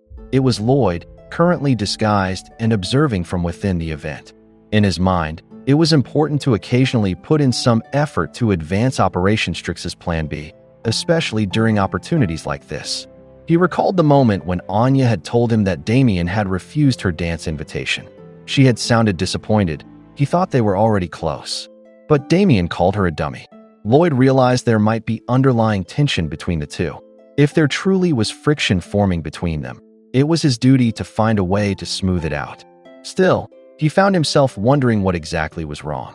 Anya caught her father's thoughts through her telepathy and realized that the waiter was actually him. Becky, meanwhile, stood beside her, whispering dreamily that she hoped to have the chance to dance with her beloved Lloyd. In her imagination, she already pictured the scene perfectly: soft lights, a gentle waltz, and Lloyd's hand in hers. Anya blinked in disbelief and pointed at the disguised waiter, teasing that if Becky really wanted to dance, she could go with the juice man over there. Becky immediately protested in horror, declaring that Lloyd was the only man for her and that they did not call gentleman juice man. Before Anya could retort, someone called out Becky's full name, Miss Becky Blackbell. She turned around to see a boy from another hall as he reached out his hand, politely asking for the honor of a dance. The girls nearby gasped when they realized who he was: Narcissus from Rose Hall, heir to the Hugh Brees business group. No one had expected that he of all people would invite Becky Blackbell to dance. But the moment was quickly interrupted when a voice from the crowd muttered an "unimpressed in your dreams," sparking a brief wave of tension. Soon after, several other boys approached Becky as well. One claimed that the Hugh Brees business group wasn't that important anyway, insisting she would surely prefer to dance with the heir of Brazen Commercial Industries.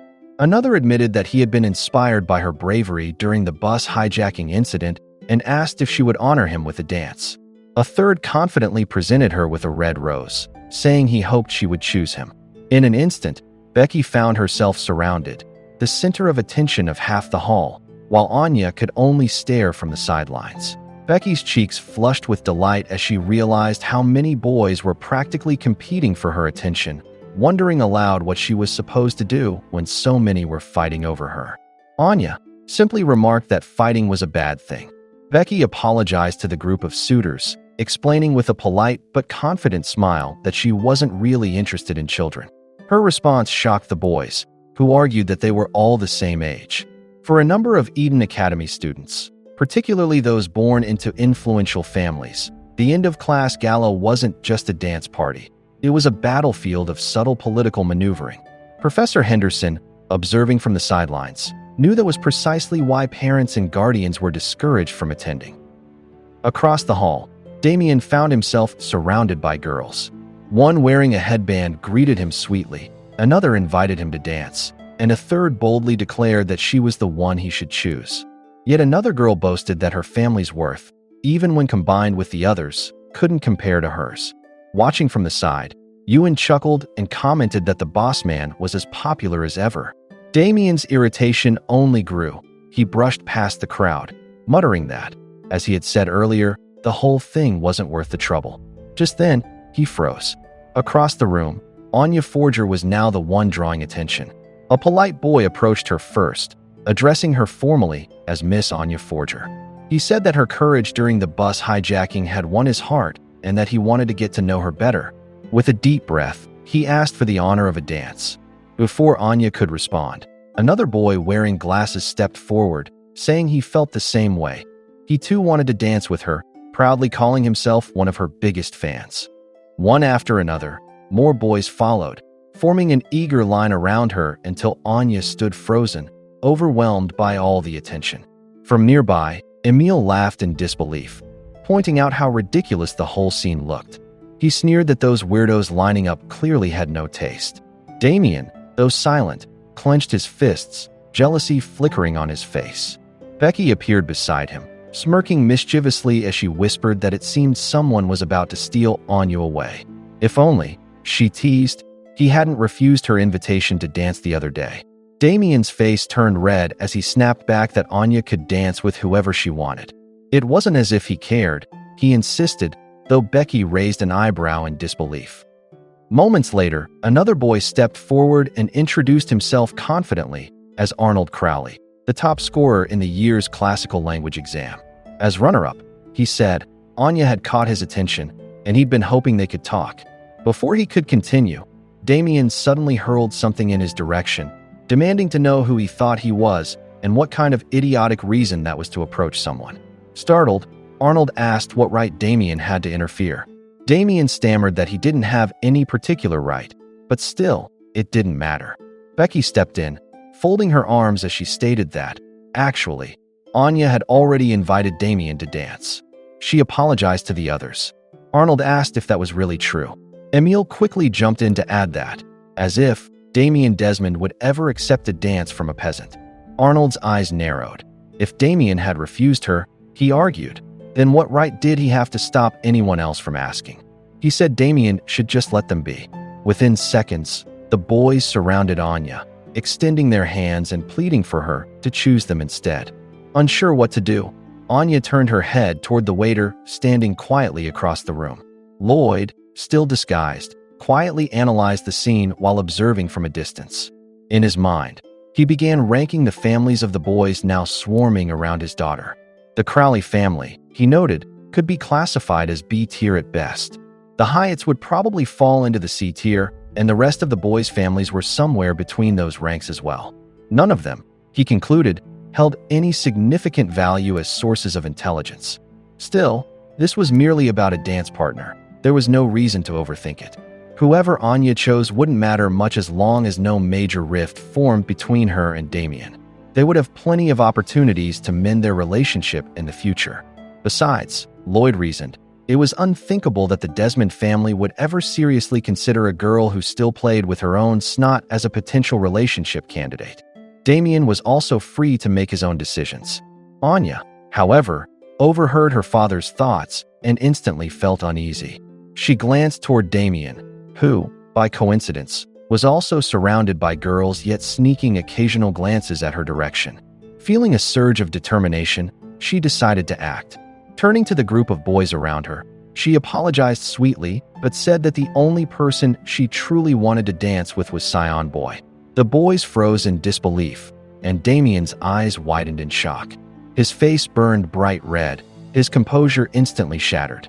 Becky, watching the scene unfold, nearly squealed with excitement, whispering that Anya really knew what she wanted and went straight for it. The other girls, however, were far from impressed. Irritation spread among them as one sneered that Anya had some nerve. After all, Damien had already rejected her once. Another huffed in agreement, saying that commoners like her rarely knew when to quit.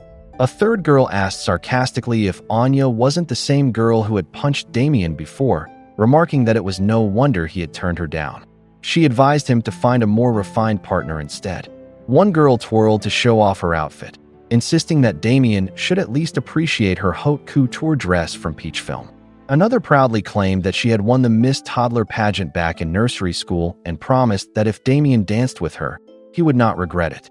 Soon, The girls began arguing among themselves over who he should choose, each insisting that she was clearly the right one for him. The situation quickly spiraled out of control until Damien's loyal friends, Ewan and Emil, stepped between the crowd to restore order. Emil demanded that the girls form a single file line, leaving everyone around baffled. He declared that if they truly thought they could earn the right to dance with Damien Desmond, they needed to prove it properly. Ewan proclaimed that their boss man only considered partners of the highest class, and that from this moment forward, they would act as the Damien Desmond Dance Partner Selection Committee. Even Damien was caught off guard, staring at his friends in disbelief. But the announcement only seemed to excite the girls more. Fired up by the challenge, they were motivated to prove their worth no matter what it took.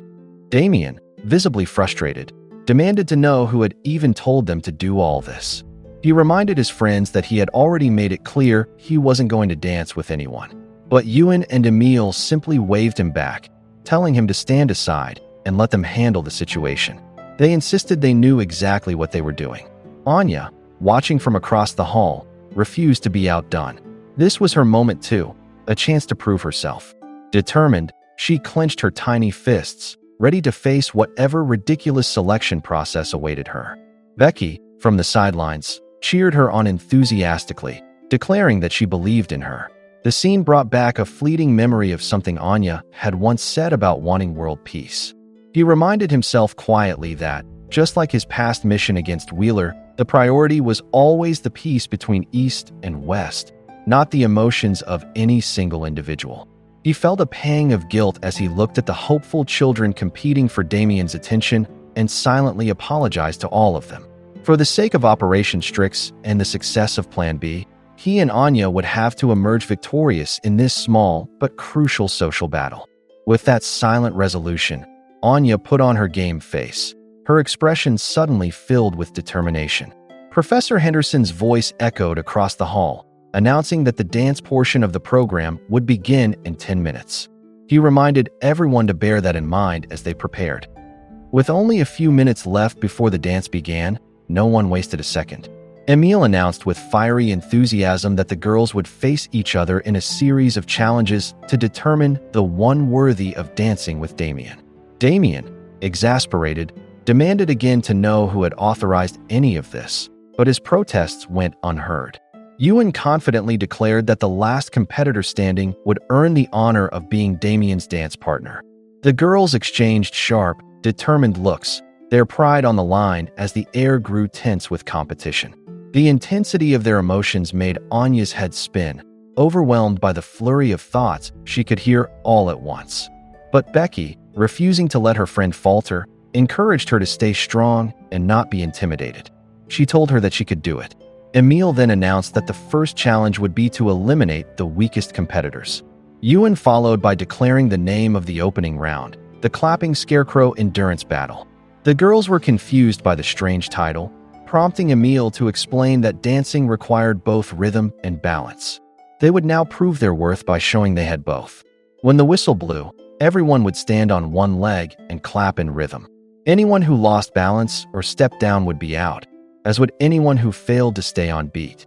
The contest would continue until half of them were eliminated. Becky gulped nervously, saying it sounded incredibly difficult, but she still wished Anya good luck. Anya nodded confidently, replying with her usual okie dokie. Just then, the disguised Lloyd approached and leaned down slightly to brush off something from Anya's dress, calmly telling her that there was a bit of lint near the hem. A moment later, he excused himself and walked away. Anya blinked, surprised by how suddenly her father appeared and wanting to call out to him.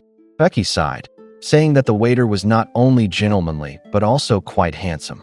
As Lloyd moved farther away, Anya noticed something. There seemed to be a thin string tied around her wrist. The challenge soon began. The whistle blew, and the girls stood on one leg, clapping in sync with the music. The teachers stood off to the side, quietly watching the spectacle unfold.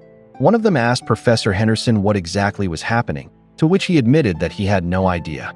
From what he could tell, the children had spontaneously begun some kind of physical exercise to accomplish something, and to him, that was most elegant. Within minutes, one girl lost balance and fell, prompting Emil to blow the whistle and announce that contestant number 20 was out. The eliminated girl protested angrily, saying it wasn't fair, but another soon followed, number 8. Becky marveled at how quickly others were dropping out, while Anya, surprisingly, seemed completely unbothered. Her balance was flawless, her rhythm perfect. Becky couldn't help but admire how composed she looked, wondering how she managed to stay so steady when the pose was clearly exhausting. The secret, however, lay in the discrete strings attached to Anya's limbs, each one connected to the ceiling, controlled with precision by Lloyd from across the room. Still disguised as a waiter, he maneuvered the strings beneath the tray he carried, controlling her movements with calculated grace. In his mind, he thought to himself that they would win this. Whatever it took, victory was essential. Anya was moved that his father was so determined. But Lloyd thought she was unaware of the strings, that she believed entirely that she was doing it on her own. Lloyd found it almost admirable that she trusted in her own strength so much, not realizing she was simply following his lead. From the sidelines, Becky continued cheering, shouting that Anya was incredible. Fueled by the praise, Anya beamed and decided to show off, declaring that it was super easy before attempting a dramatic new pose, lifting her leg higher and arching her back like a ballerina. Becky gasped in awe, utterly impressed. Lloyd, however, nearly lost his composure, his hand jerking as he struggled to maintain control of the lines. Inwardly, he gritted his teeth, cursing his daughter's impulsiveness as he fought to keep her from toppling over. Still, only one contestant remained to be eliminated, and the round was nearing its end. The final contestant, number 6, lost her balance and fell, marking the end of the first challenge. Exhaustion showed clearly on everyone's faces, except for Anya, who was still smiling triumphantly, declaring that it had been super easy. The strings that had supported her were quietly detached, and Becky rushed to congratulate her with admiration. Lloyd, meanwhile, noted with quiet resignation that losing all function in his left arm was a small price to pay for world peace. He calmly switched the tray he was holding to his right hand, ignoring the faint numbness creeping through his muscles. Emil, still stunned, wondered aloud how Anya had even made it through the round. Ewan agreed that it was completely unexpected, then turned to Damien to ask what they should do next. Damien looked at them, asking what they even meant by that. He clarified that they should handle the round fairly and squarely, and if Anya somehow advanced again, then so be it. The others looked at him, suspicious, asking if he wasn't worried that the little shrimp might actually win. They wondered if he actually wanted to dance with her. Embarrassed, Damien turned red and snapped that of course he doesn't want that. Without further delay, Emil and Ewan moved on to announce the second challenge. Emil began by dramatically proclaiming that dancing with elegance and grace required tremendous flexibility. However, when Ewan asked what exactly the next task would be, Emil froze. He had absolutely no idea. Thinking fast, he blurted out that it would be an obstacle course. The girls were confused, asking how that tested flexibility, but Ewan quickly improvised, saying there would be hurdles and traps to ensure only the most agile would succeed. From the sidelines, Lloyd frowned behind his disguise. This round was bad news. He couldn't use the same wire trick as before.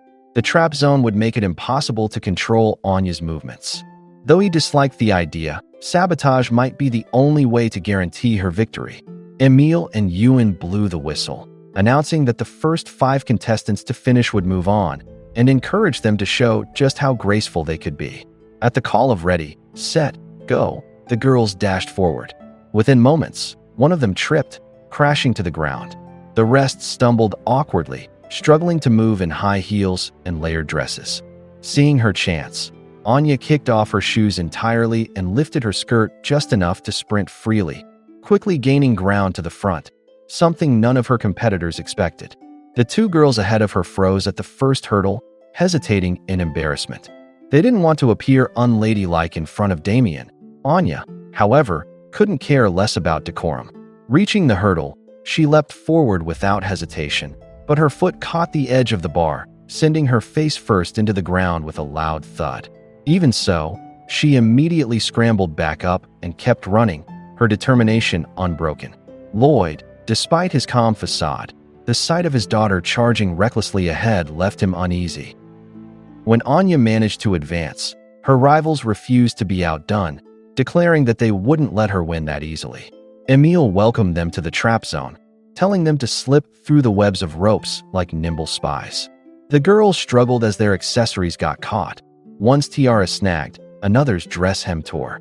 The same happened to Anya, but she didn't care. She pushed forward, letting her dress rip apart, even as her face got tangled in the ropes ahead.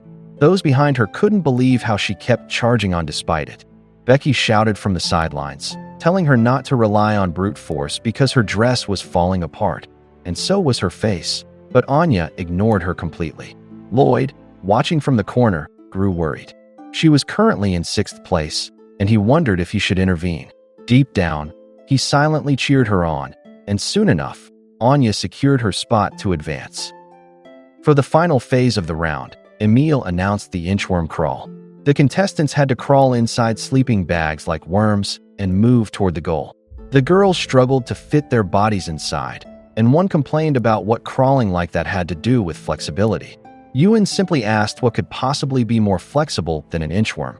Watching from the sidelines, Becky said that Anya was usually sluggish, so she wasn't sure if she could pull it off.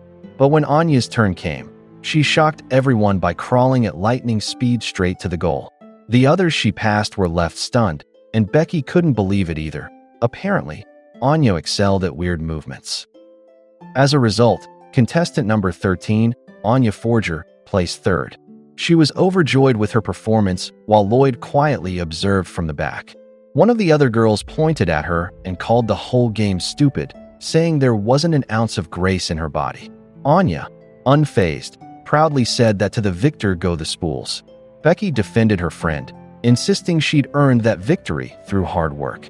Mrs. Pins then approached to stitch the torn tippets of Anya's dress, startling her, and Becky quickly thanked her for the help.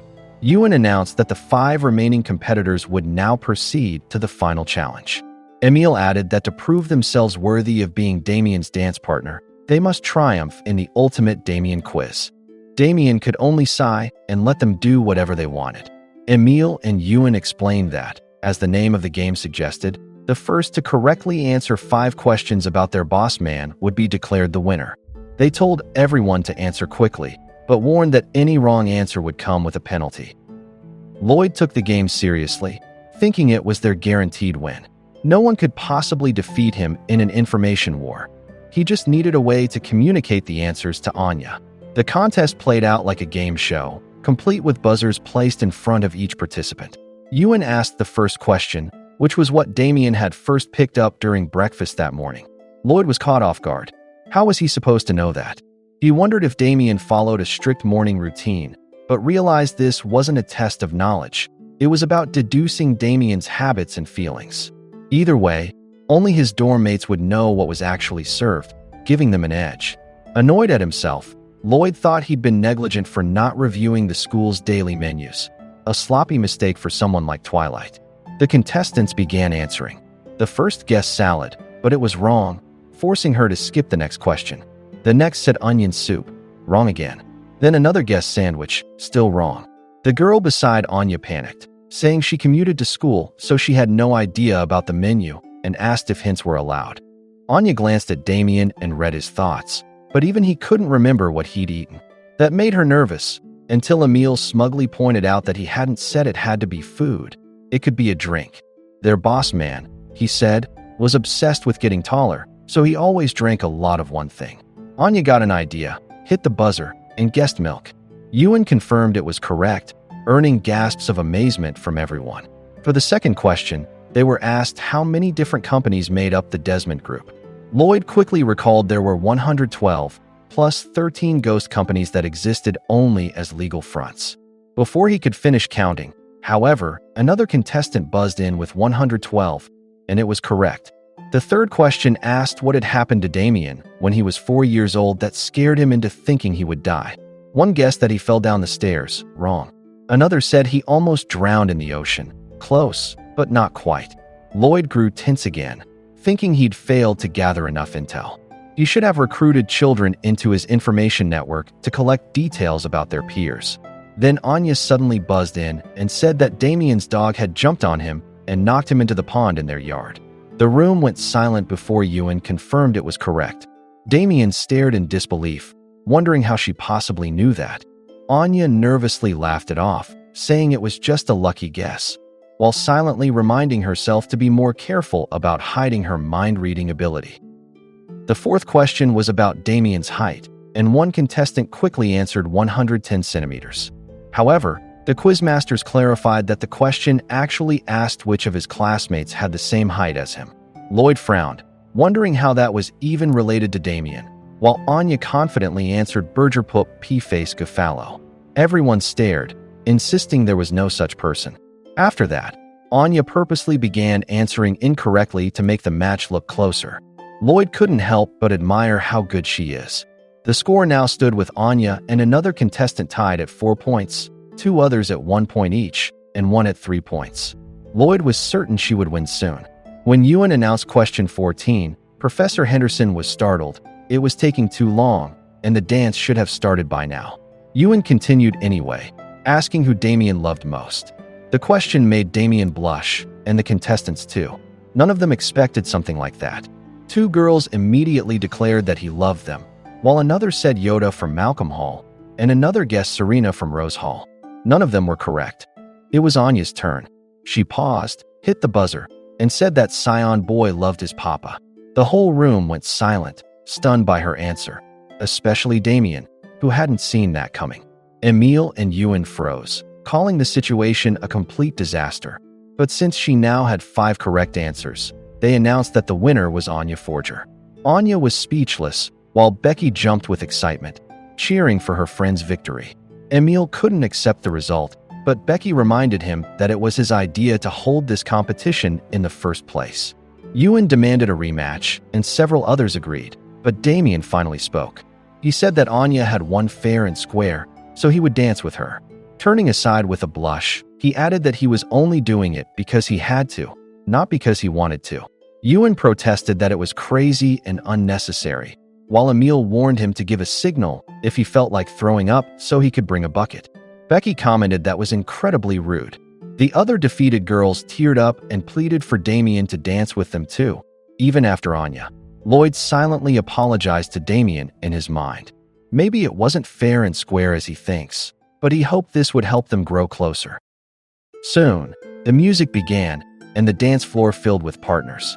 From the sidelines, Martha watched the children dance and softly said that it reminded her of something.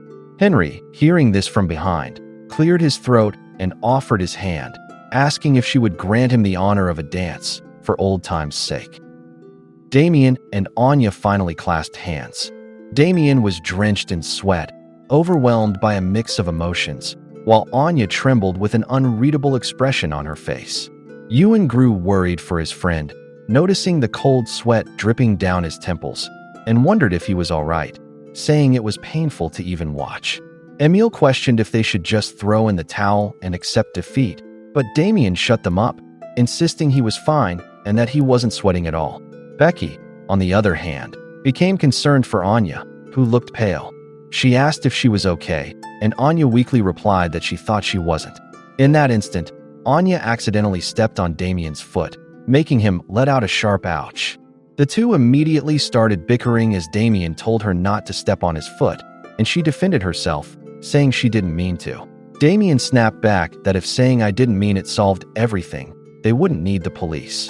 Anya retorted by telling him to just shut up and dance, but Damien shot back again.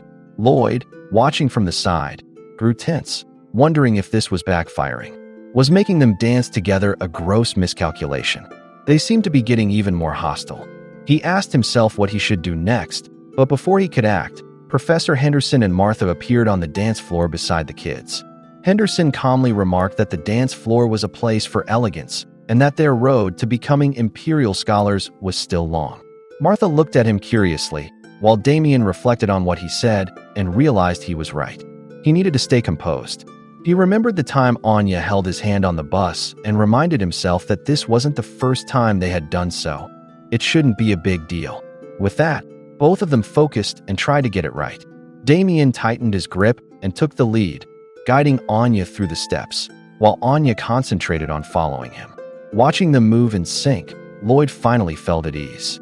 Damien said that if he just tried, she could manage it. It wasn't perfect, but it was good enough. Anya responded that she practiced a lot with her papa. Damien recalled meeting Lloyd and thought he seemed like a passionate man, to which Anya agreed, saying he really was, though in her thoughts, she added, especially when it came to missions. Damien then shared that he had been taught by a dance instructor hired by his family, which caught Anya off guard.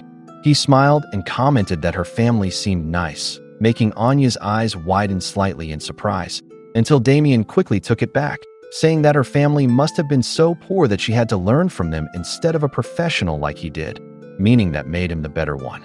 As Damien spun Anya around, he suddenly asked how she knew about his dog and the pond. He demanded to know if she could read his mind. The question caught Anya off guard, and she froze in surprise. When Damien dipped her and held her steady, Anya looked straight into his eyes and admitted that yes, she could read people's thoughts. Damien was completely stunned by her confession, but instead of believing it, he scoffed and called her a dummy, saying she must have been watching too many cartoons. Anya quickly threw it back at him, saying he was the dummy. That sparked another argument between them right there on the dance floor. Becky, watching from the side, was shocked that they were fighting again when it had just started looking like they were dancing well together. Even so, she couldn't help but smile, thinking that despite the chaos, it was still progress. Meanwhile, Ewan and Emil looked completely unamused by their behavior. Professor Henderson observed them from across the floor as he danced with Martha, quietly noting the scene. And because of that night's chaotic yet meaningful dance, the friendship between Anya and Damien grew by another 100 points. Before the gala took place, Becky had invited Anya to go dress shopping with her, and Anya agreed. On their day off, the two went out with Martha to look for outfits. Anya mentioned that her papa said they didn't have much money, so she should buy something ready-made instead. In his mind, it has to fit within Wise's budget. Becky assured her it wasn't a problem, saying that many beautiful things were made in pret-a-porter these days, though hers, of course, would be haute couture. Martha then reminded her that even off-the-rack dresses could still be quite expensive. They entered a boutique filled with elegant dresses. Becky said that first, they needed to nail down their overall fashion direction. Anya's eyes sparkled as she looked around, amazed by all the frills and fluff surrounding them. Becky scanned the racks and said they needed something that would finally push Damien over the edge. Anya, taking it literally, imagined her actually shoving Damien off a ledge. Becky clarified further that what they needed was something that would really knock him dead. That only made Anya panic more, saying she didn't want to kill Damien because that would be wrong. Becky laughed and told her she didn't mean literally. She was talking about the level of passion they needed to aim for. Still, Anya worried about choosing a dress designed to kill. Becky began browsing through dresses and pointed out a few conventional styles that might suit her. She had Anya try on a cute, poofy one that gave off a girlish look, and then a shorter dress that had a lively, charming vibe. Anya obediently tried them on while Becky asked for Martha's opinion, only to realize Martha probably didn't care much about clothes. Martha seemed surprised and said there was once a time when she actually did care about things like what she wore. Becky grew curious and asked if she had ever had a boyfriend, but Martha only laughed. Becky pressed her, asking what was so funny and demanding she tell her. Just then, Anya called out to Becky and pointed at a specific dress, an off-shoulder one. Becky was impressed, saying it was a wildly chic choice. In Anya's thoughts, it reminded her of what her mama wore whenever she went out to kill people. Becky said that if Anya wanted to make Damien's heart race, maybe they really did need to take a radically different approach, something cool and mature. Anya nodded with determination and said she would kill him with that dress, prompting Becky to quickly clarify that she didn't mean it literally. Becky decided to go for a more mature vibe for herself as well. However, since Anya was choosing the grown-up look, she thought it might be better for her to wear something cute for balance, but still with plenty of sparkly details to make it clear she was upper class. Martha reminded her to take it easy. Once they had chosen their dresses, the sales lady informed them that the items would be delivered in a few days. Anya was thrilled, and Becky thanked her before they left. After their shopping trip, Becky said goodbye, telling Anya they'd see each other tomorrow at school, to which Anya cheerfully replied, "Later, alligator." When Anya got home, Lloyd was shocked upon seeing the bill for the dress she picked. It cost 5,000 DAUK, and he couldn't believe it was real. Converted to dollars, that was 10,000 USD. Lloyd dropped to his knees, completely drained. It was way too much. He told himself they'd return it and just rent a dress instead, thinking his handler would kill him if she found out. But Anya explained that the order couldn't be canceled anymore. Anya then thought to herself that buying a dress seemed to lead to a lot of killing. Lloyd stood up and decided to accept it. If they were going to invest 5,000 Dalk in this plan, it had better pay off. He called Anya over and told her seriously that they were going to practice her dancing. Anya panicked and called him a demon.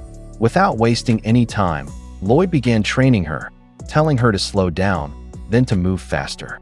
But Anya grew more confused with every step, unable to follow his instructions properly. Lloyd sighed and told her she was doing everything wrong. If she danced like that, she'd definitely step on Damien's foot. Anya was struggling hard, and when she stepped back, she accidentally crushed Bond's tail, making the dog yelp in pain. Anya immediately apologized, but it happened several more times as poor Bond tried to stay out of the way. When he finally broke free, he bumped into Yor, who was carrying drinks, causing her to spill everything right onto Bond. Yor apologized profusely and said she'd clean it all up. Lloyd, at this point, looked completely defeated. He turned away and said they should just give up on the dance. He approached Yor and told her he'll handle it instead, accepting that the 5,000 Dalk they spent would only go to waste. He thought to himself that there was always Plan C, Yor's plan. When Anya read his mind, she immediately regained her determination. She told him she didn't want to give up and wanted to keep practicing until she got it right. Lloyd looked at her and asked if she was really that determined to dance with Damien. Anya explained that it was her papa who taught her how important it was to make friends, so she wanted to do her best to get closer to Scion Boy through that dance. Lloyd could only sigh before agreeing, saying fine. They'd continue practicing after her classes tomorrow. Anya cheerfully replied, "Okie dokie." The next day at Eden Academy, Becky noticed Anya walking awkwardly and asked what was wrong with her feet. Anya said she had overdone her practice the night before. Behind them, Damien and his friends were watching. Emile snickered, saying to their boss man that it looked like there was a newborn fawn trying to walk. Ewan joked, asking if he was sure it wasn't a piglet instead. Damien scolded them, saying they were being mean. Maybe, he said. Anya had spent all her money on a dress and couldn't afford to eat that day, so she probably filled her stomach with eraser shavings and now felt sick.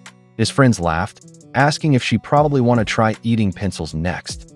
Hearing that, Anya grew angry and marched toward them, demanding to know if they were looking for a fight. Becky quickly stopped her, telling her not to let them provoke her. Later that day at home, Lloyd told Anya it was time for their dance practice, but Anya said she doesn't want it anymore. Lloyd frowned and asked what happened to her determination. Anya crossed her arms and muttered that she'd never want to make up with Scion Boy, not in a billion years.